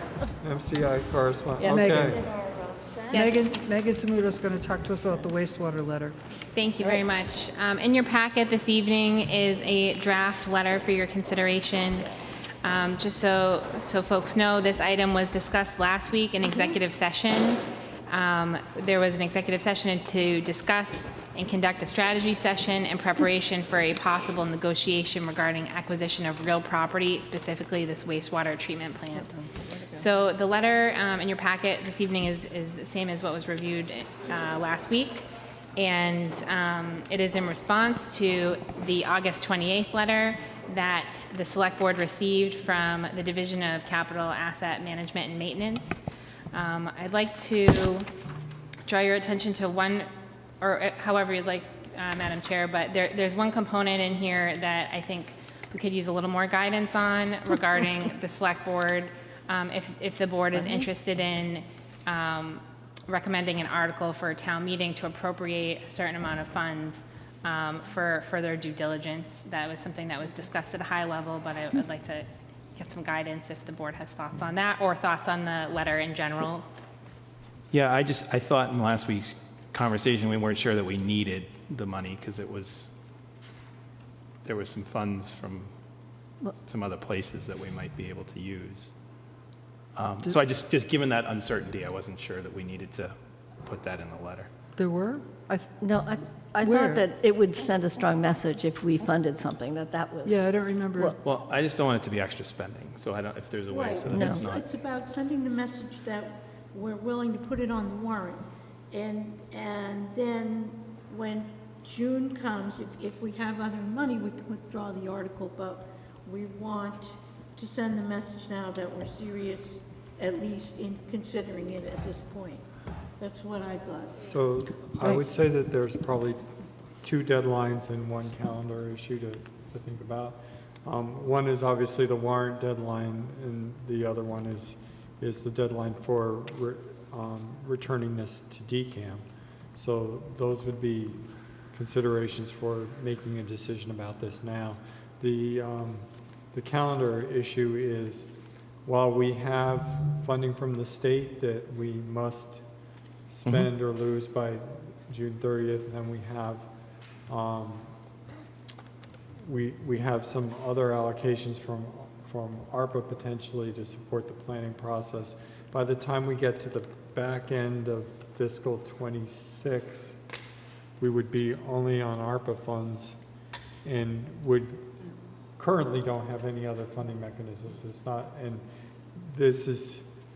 we're still fairly early in the MCI planning process, so we don't know exactly what we need to ask for. So yes, this would be symbolic and subject to change, but those are the considerations of making sure that we do not have sort of nowhere to go to get money would be the rationale for doing this at all. Do we have ARPA money earmarked for this? I don't remember. So, can I make a comment, though, to Cameron mentioned, he remembered hearing about other money. Alan did mention the availability of, and the name of the fund escapes me. The sewer. That's right. That's right. That's right. Yeah. So he did offer that as a potential source. In terms of the ARPA funding, we have some money set aside for the work that Weston and Sampson is doing for us. This we thought might be, outside of the engineering work, there might be some other due diligence work, right? Yeah, there's some ARPA for zoning as well, about $100,000 that was set aside for FY26 for some zoning analysis, but that falls into the planning bucket as well. Right. But this is our last chance to actually bundle this, tonight is our last chance to bundle this in with a warrant article at this year's town meeting. Is that correct? So I would like to suggest that where we have that yellow and the dollar is blank, that we just put appropriate funding. We don't have to put a number in this. Well, yeah, you could even be more general than recommend at the town meeting, right? Can't we just say that the select board is also has discussed, is supportive of appropriating funding for the purposes of further due. I mean, this is just a letter back to them. I just don't want to necessarily commit that. Just but I think we're doing. So my earlier point, though, is that what days do warrant articles have to be submitted by? The 19th. The Does that have 19th, to have an exact which is dollar 5 amount? days before this letter is due. Can't be. It the can't. You have to have 24th. language. So the 19th is 9 days from now. Right. That's why I'm saying it's our last chance. We don't have another meeting. We don't have another point at which we can decide whether or not we want to sponsor an article. I would certainly, what we're committed to do in the MCI Advisory Board is to come up with a sources and uses budget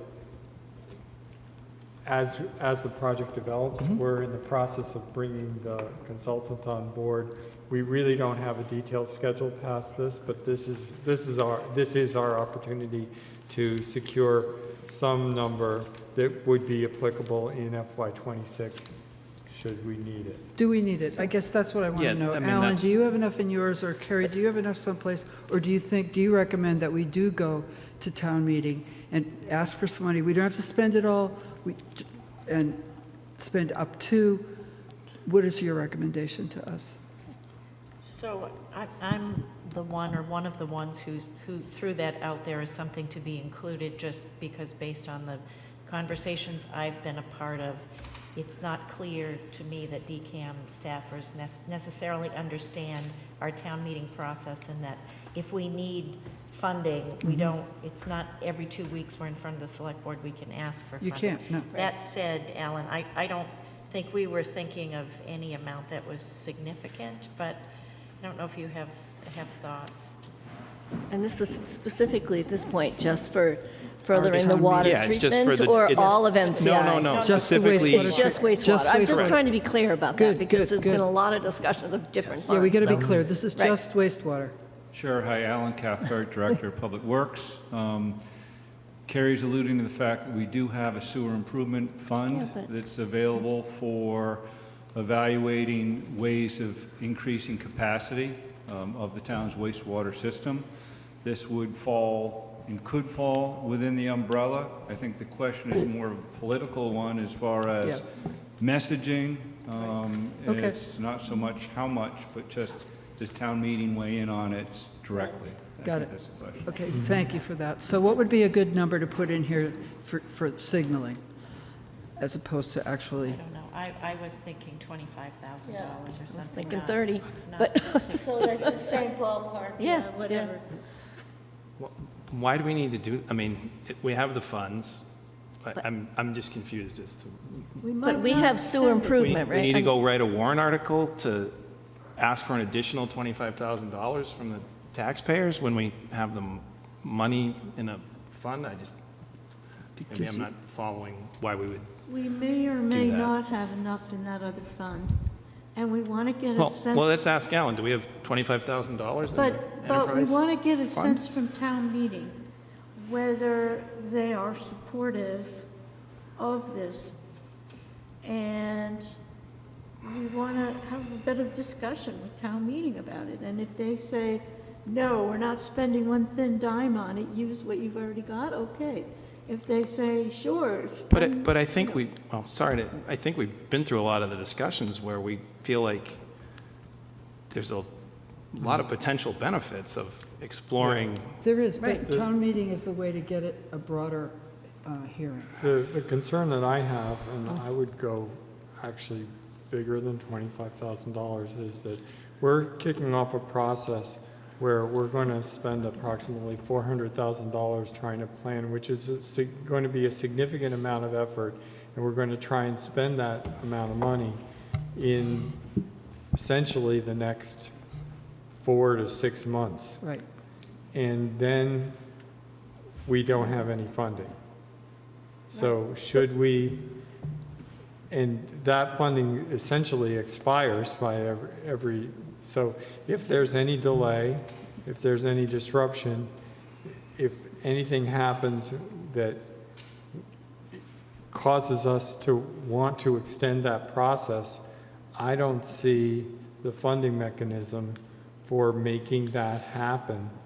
But I do see that by the time we are standing in front of town meeting in June, we're going to have pretty good visibility to how far along we are, and this is our shot to actually have some money. So I would say, I would call it for broad use, MCI planning in general, inclusive of wastewater treatment, and I would like it to be as flexible as possible, just on the chance that we need to find a way to fund our planning exercise. I think to find out that, to get to June 30th and discover that we have very few funds or highly restricted funds to do this does us a disservice, because this is a once-in-a-century opportunity. That was very convincing, Mark. So I've got 2 questions for you. Do you have an order of magnitude for the money, and what would be the source? I think that this is the kind of thing, especially if ideally we don't have to draw on this. Right. We could think of it as stabilization. That's not the right word, No, but a close word. Yeah, I You know what know, you mean, though. as a Yep. backup to the backup. And I would be more comfortable with something like 200 or 250,000. So can I ask Megan just to Probably repeat free again? cash. We started this conversation about wastewater treatment, and then I got confused for MCI, and then we went to ARPA. So Megan, can you say again for me, after not these 750 that we got for DCAM, what funds do we have available in general for MCI planning? Some of it was zoning related. I just want to get the sense of magnitude, what we already have, because there was some ARPA. Yep, Right? there was Say an it ARPA again. appropriation for $100,000. 100K, okay. For Just- MCI? Yes. Yes, okay. And that's what we have. There is Okay. also a funding source that Alan mentioned for sewer For improvement sewer, for the, but- for and that the, was small. So I agree with you, Mark, and, I saw the RFP response, and their timeline would like to go out way beyond June. So I definitely think that we need more. Yeah. I don't know how much more, there's 100,000, I mean, 200,000 Right. might be, Well, feels like a we lot, always go but down, that's right? true, We yeah. don't- Whatever you put in the warrant, you can withdraw the We whole can work it. article. We Yeah. haven't identified a source. What would the Well, source? Gotta be yeah, I Yeah, we mean- do. free When cash you or go what? to- We're- you Yeah, go I to would town say, meeting, you have to I have would a say free source. cash. I would say free cash. You have to have a source. Yeah. But we do have, to be realistic, we do have ARPA funds in the budget that are for projects that we know we might not be able to do because we just don't have the manpower to do it. So we know we have some cushion there, so, just so that we remember that. So there was like a, which ones are you Remember? thinking of? There was 150,000 one for facilities, but that might be, I don't have it on the top. We have gone through I know all we of have. those prior to December 31st and Right. reallocated. Yeah. We talked No, we about have- those I know. reallocations. Yeah. I know. So we'd I be still depending think- on a subsequent reallocation of something. Right, I know. Which, again, I'm kind of uncomfortable with that. There's already, even at, we're delving into my liaison report, but there's already some discussion about, with what we heard from MassDOT about their timing, 18 months to basically get started. Yep. That, there's the zoning process, does that really happen by April 26th of the April 26th town meeting? Or does that push longer into this? I think we need to realize that we're going to be at planning MCI Concord for some period of time. Obviously, we'll search for grants. We could go ask for another earmark. We can go searching for funding, but I'd like to have something that we know we can control. And given the timing for town meeting, we have if we don't need it, we don't have to move it. I agree. Can I just maybe point out, I feel like this conversation's gone a lot beyond the agenda topic, right? Which was, I'm just trying to, from a process perspective, like discuss and approve the MCI wastewater correspondence letter. I feel like we've kind of wandered into. Yeah, that's a good point. but part of the content of this letter, which we all received last week and discussed, was contemplation of a warrant article, which is something that I've mentioned in previous MCI updates, to secure funding into FY26 for MCI planning activities. I think Cameron, though, makes a good point. The agenda pretty much bounds our discussion around the wastewater treatment plant. The agenda does not talk about a warrant article for MCI planning in general. So I think if we want to be true to the agenda, we have to constrain ourselves to what are we willing to ask for the wastewater treatment plant. That's my feeling. Unless you want to have an and if you want to extend it, we could have an emergency meeting before the 19th and consider a separate article for MCI. But tonight, we are constrained by All the. we have to do is fill in this yellow highlight. That's all Well, we're, and Yeah, but we can put in the 200,000 that Mark is recommending. We can just use the word funding. We just want to send this letter. That's all we have to decide tonight. So what you're recommending is we just put a number in here and then take out for the wastewater treatment plant? Wait a minute. Sure. No. We don't have to put a number in this letter, right? It's just, Yeah, but tonight we do have to figure out, are we going to put together an article? We've got two things that we're doing here. One is we're doing the letter, but the letter is requiring us to commit to an article. No. Well, it is, because it says that we are. Well, And that was tonight- the original as drafted, but do we have to, But we have to decide tonight, I or mean, have we another can meeting. craft this a little differently softer and say that Right. we're intending to Right. put forth a town warrant. And then when are we article. going to do that? I don't know, Yeah, well, this is because- another discussion, because this is really MCI, which is off topic. I think we So can we ask should, Terry to just put in the article. We can vote Yeah. the article another meeting. we have to vote it before the 19th. Can you? No, we don't. We can, I can submit a placeholder article that you can talk about on the 24th. Correct. I can That's good. submit it in time for the Great. warrant. Okay, good, so what do we Yes. want? Thank you, that helps a So lot. let's put in either the 200,000 Mark says, or put in the word funding. And put in, the select board is planning to recommend, I can't even or read something like, this. Soften it like Wendy said. Can I offer, my recommendation, this is Say a funding. letter of Intent. significant importance Right. from my perspective, and I know from your perspectives as well.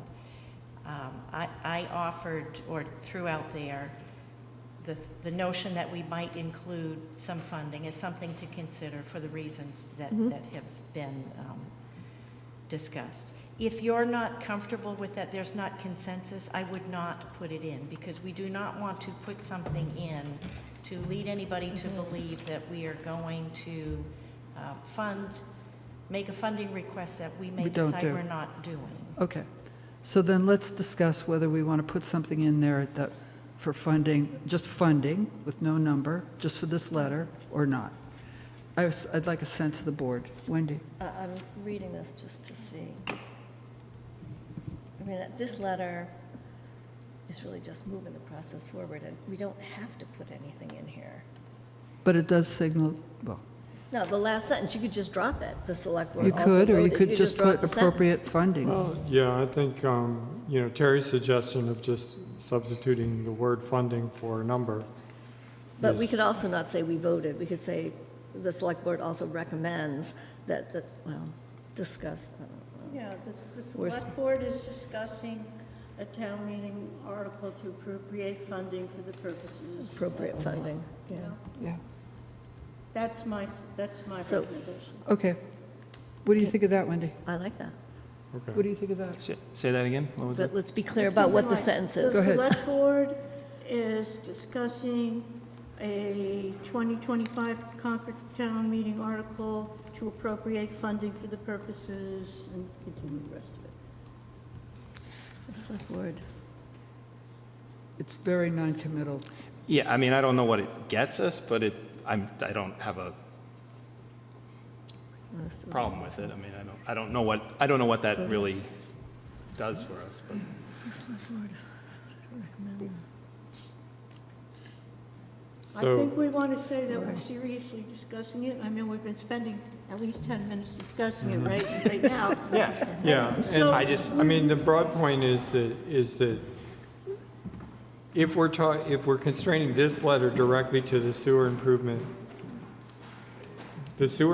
plan could be applied to the specifics of this wastewater Right. treatment facility and negotiating the LDA, because that's well within the scope Right. of that. So we don't have to have an article for that, and I agree with that, but I do want to see us sponsor an article that gives us options for the broader planning, and I think that's important. And that's what Carrie And agreed that's to what do. Carrie's committed to And we can do. review it at our So- next meeting. Okay, And but what for is the this, LDA It's right above, it's land disposition agreement. Yeah. Okay, so I got to move this along. So right? I have a motion to change the last sentence to what Terry said. The select board is also considering Is also considering.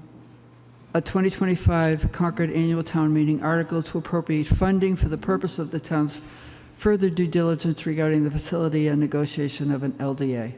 Do I have a motion? Yep. So moved. Second? Second. All in favor? Aye. Aye. Aye. Anybody opposed? Okay. And You got that? Okay, good, we'll go with And that. we're gonna Great. move to- That's the letter. You got Wait, do we have everything to you vote? need, Oh, we Megan, all right? voted, it was unanimous, yeah. Megan, do you need any other changes on this letter or anything? Is it all set? I think that's it. I think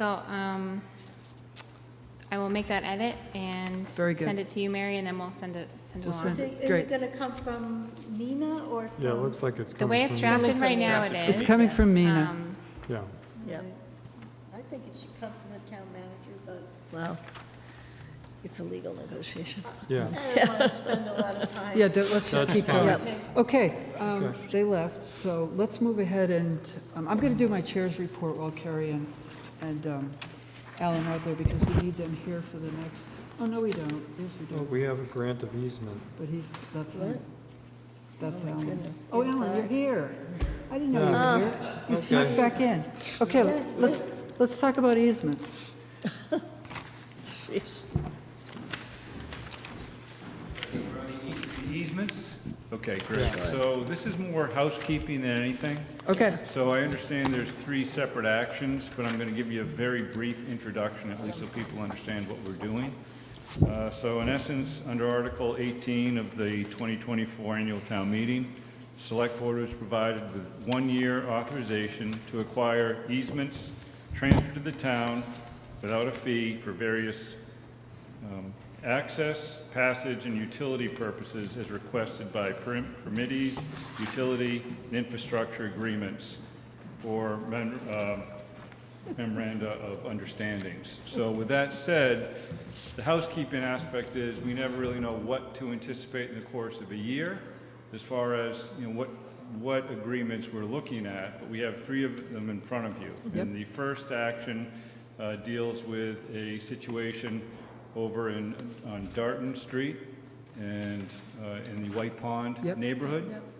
In essence, we've been working at least through, and this is a little unusual that the request is being made through the Public Works Commission.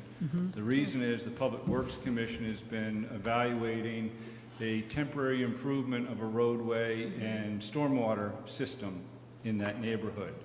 And what we're trying to do is maintain a opportunity that may be fleeting because it involves working with a developer who's made an improvement on a home.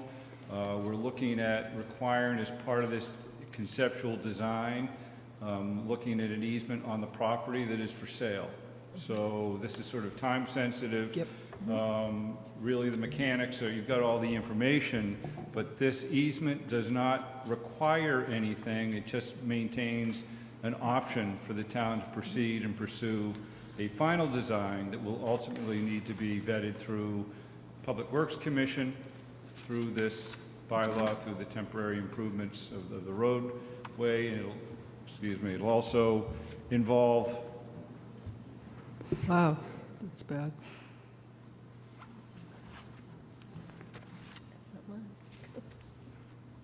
It'll involve a hearing through the Public Works Commission to establish a betterment for this project. So this, in essence, just is the tool that allows us to proceed with completion of a design. And Who's if funding need the be, betterment? Construction. What's that? Who funds the betterment? It would be the neighborhood or the area that receives the betterment or the improvement. Good. And it could That's be all I both wanted for to know. the condition of the road and or as well as a stormwater impact as well. Okay, thank you. So I will not give you a preamble for the others. You know why we're bringing them to your attention. We got it. Yep, And the documentation if you is, have any question. questions on that project, I can answer that. I have a question on the other 2 projects. They have dates of So, 20, Terry, I think Are we you have just to doing take one each at a You one should as do a one at a separate action. I'm not sure, or if you can. I don't know do what's them in our vote, Mark. collectively. oh, if you Are want we- to just do this one first. Okay, I'll that's wait. fine. I'll wait. Are we Okay. voting on each one individually? I guess. I guess so. Yeah.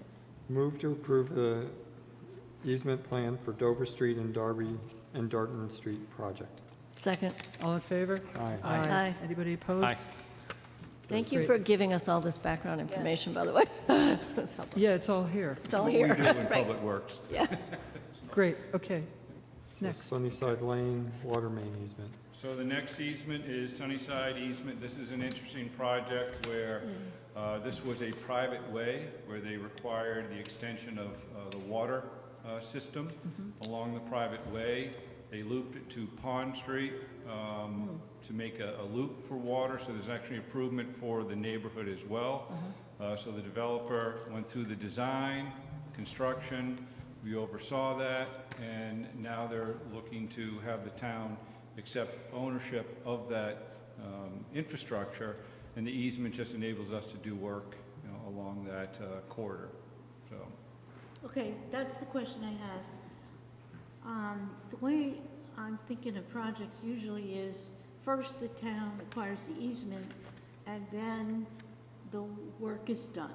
But this seems like it was the opposite. partly because of the scheduling issue and why this last town meeting we brought this article forward. I think you're going to see this is going to become a routine article, so we have the mechanism in place to allow us to entertain these easements more real time. So that's the only reason. So, just so I understand this, so the grant of easement Exhibit A was dated September 2022.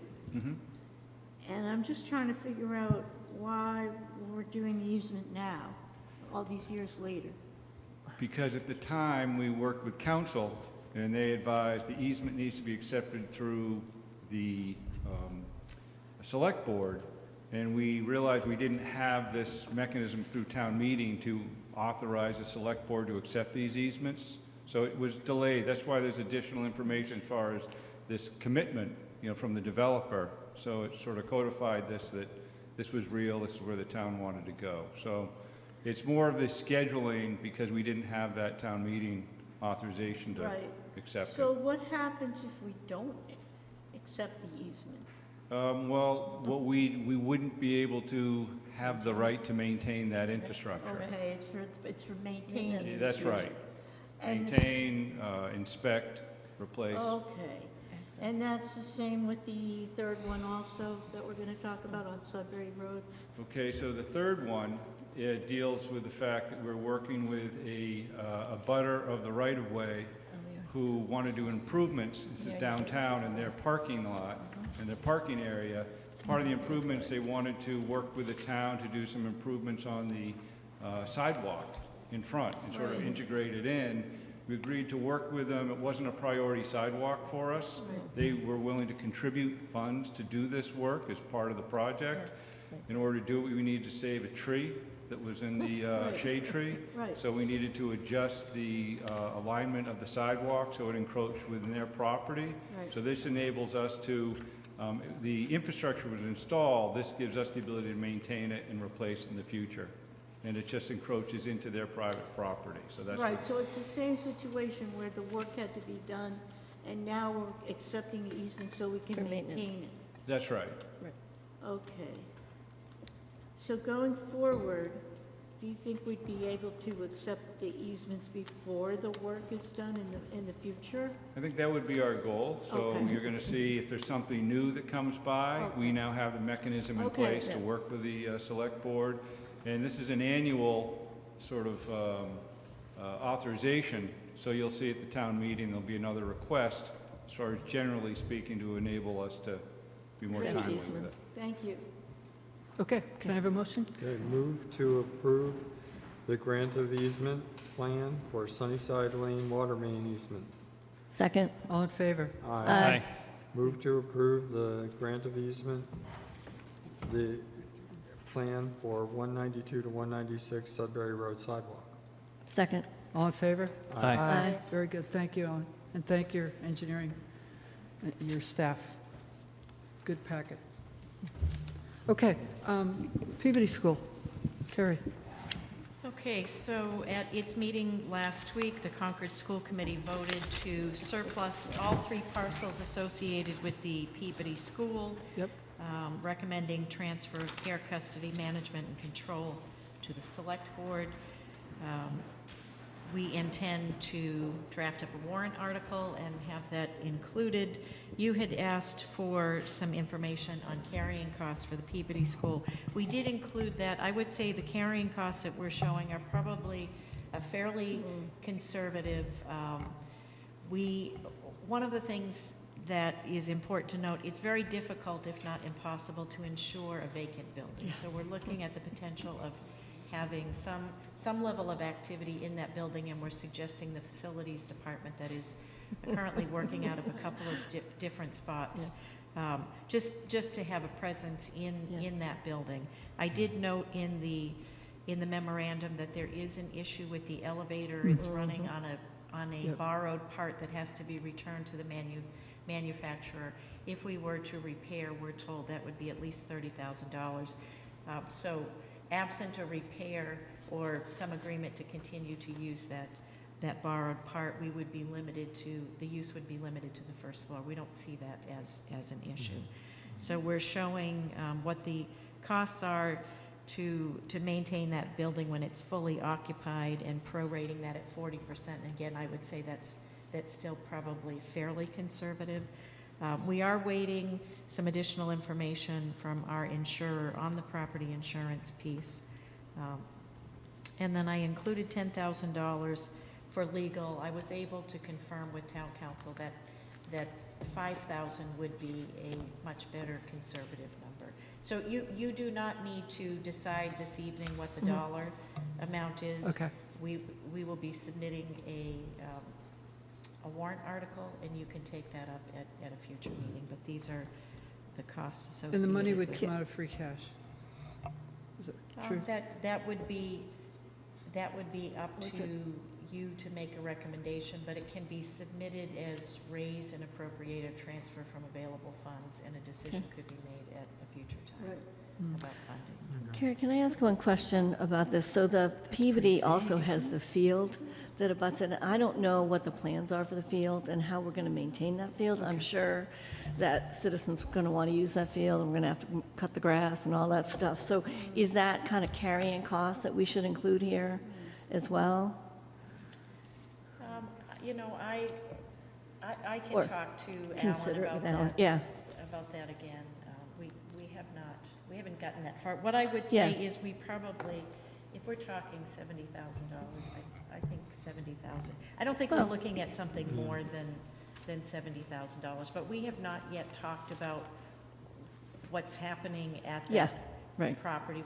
We understand we have to do that. We have not done that just yet. Right. Okay. I just want to make sure that we understood that cost, that's all. Someone's going to want to use it. Good? I thought I thought it looked great. I thought the letter warrant proposal looked great. I'm curious about the way it says, like, you're transferring the school to the select board. Is that the right sort of it's not to the town as directed by the select? I was just curious about that. We can develop it if we want. No, but you know what I mean? It's just the way it reads, it's sort of like, hey, we're giving this to you, the select board. Here, you got it. Like, oh, okay. I see an opportunity. I have seen it written up a couple of different ways. In some communities, it goes from the school committee to town meeting, and town meeting gives it to another arm, but this is what town council gave us, and so that's what we're going with. Okay. Okay. I think it's pretty standard. Yeah. Do I have a motion? Yeah, So moved. Sorry. Thank you. Go ahead. Move that we approve the development of a warrant for the transfer of the Peabody School to the care and custody of the select board. Second. All in favor? Aye. Aye. Very good. Very good, thank you. Okay, Carrie, town manager's report? You know, so we're running way over time. We are. Way over time. There is a report, an update report that was transmitted to you this afternoon. It's I'm very happy good. to answer questions, but It was or very let good. stand. It was very good. Thank you. I'm going to move on to the chair's report, and I'll talk very quickly. I want to remind you that February 12th, this Wednesday at 4 o'clock, the Public Works Commission and the Transportation Advisory Board are having a joint meeting to talk about the warrant article for upgrading the roads and making them more consistent with some smart growth principles, or safe streets. Smart streets. Safe streets, thank you. Safe streets. And I think that will be interesting, and we can learn a lot from that. I also wanted to talk a little bit about APP 10. Last week, you'll remember that we had some people there asking some questions. I was not prepared for that, and I wanted to clarify for the public that there is no law that we're breaking. If we deviate from APP 10, it's a policy, it's not legislation. Also, we do a two-step process where we nominate one week and we appoint a subsequent week, and that was another area of misinformation. But I have decided in conversations with Cameron that going forward, we would take off nominations on the consent agenda. Right now, we put all of our nominations on the consent agenda, but I'd like to remove from the consent agenda any nomination that's requiring an exemption from APP 10 or involves the appointment to a newly formed committee or task force, and put them on a separate agenda item so we can talk about them. And also, I think it is time to look at APP 10 and maybe give it a rewrite and an update. So I'm looking for a volunteer to do that. I'm happy to volunteer. So, thank you. Yes, thank you. But before you put pen to paper, I think we should put on the agenda, on a subsequent should agenda, discuss get it. some input from us as far as what are our thoughts that need to, do we like it the way it is? What do we think should be changed? What do we think should be kept? And I think I'm going to put that on the March 3rd agenda, okay, that we talk about And that. you know what we should do? We should redistribute the correct copy because. That would be a good thing, too. Just so. Andrea, can you do that for us? Yeah, Andrea, the one that's on the town manager's site is wrong. So it's old. it's the revision of 2023. October 2023. October Right. 2020, not, So- yeah. Okay, if you could send that out, that would be great. And we will But talk can about we that also as get a it group. reposted to the town manager's website? And that would be good, too. That would be even better. So we'll talk about APP 10 on March 3rd, And okay? this is the whole APP 10 or just the part about? No, the whole The thing. whole thing. Okay. Yeah, we'll look at the whole thing, and I think. Okay, Yeah. great, good. Okay, and then finally, on March 3rd, the other thing we have to do is order the articles on the warrant. We've got to vote on a start date for the town meeting.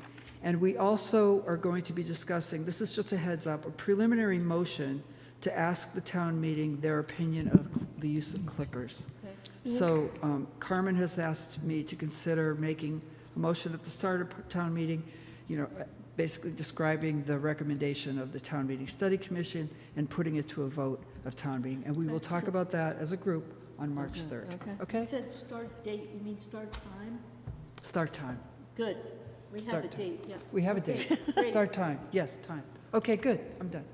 Any questions on liaison reports? I have a question.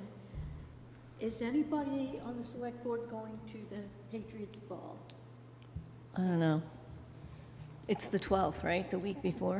Right, so I just want to tell you, I tried to get tickets, and I was excluded because they said they were sold out in 10 minutes, starting at 12:01 a.m. They put the tickets on sale. And I applied early in the morning, and that was too late. So I was just wondering if any of you got tickets. No. No. Did not occur. Didn't know that they were wish I already did. I could happening. scalp I'm some sorry. now. I'm behind. Scalp some. I'm behind. So I just think Get them on it's StubHub. kind of weird that if none of us go to the Patriots Ball. It's a private affair. I guess so, okay. It's a it's the That was corporate, all it's I the wanted to say. 250th corporation. It's a private party. Okay. Terry, can I just ask you one quick question? I see your note on the memorial subcommittee. It says the memorial will be a gift to the town. Who's gifting? I just didn't remember. They're going to do fundraising. Okay. And yes, then it's a gift to the town. Is Got that what you're asking? Yeah. No, Okay. I wasn't sure. Yeah, we don't have any With all the funds different yet. committees and subcommittees on 250, like, Yeah, it's going to take a few years. It's not going to be ready April 19th, that's for sure. okay.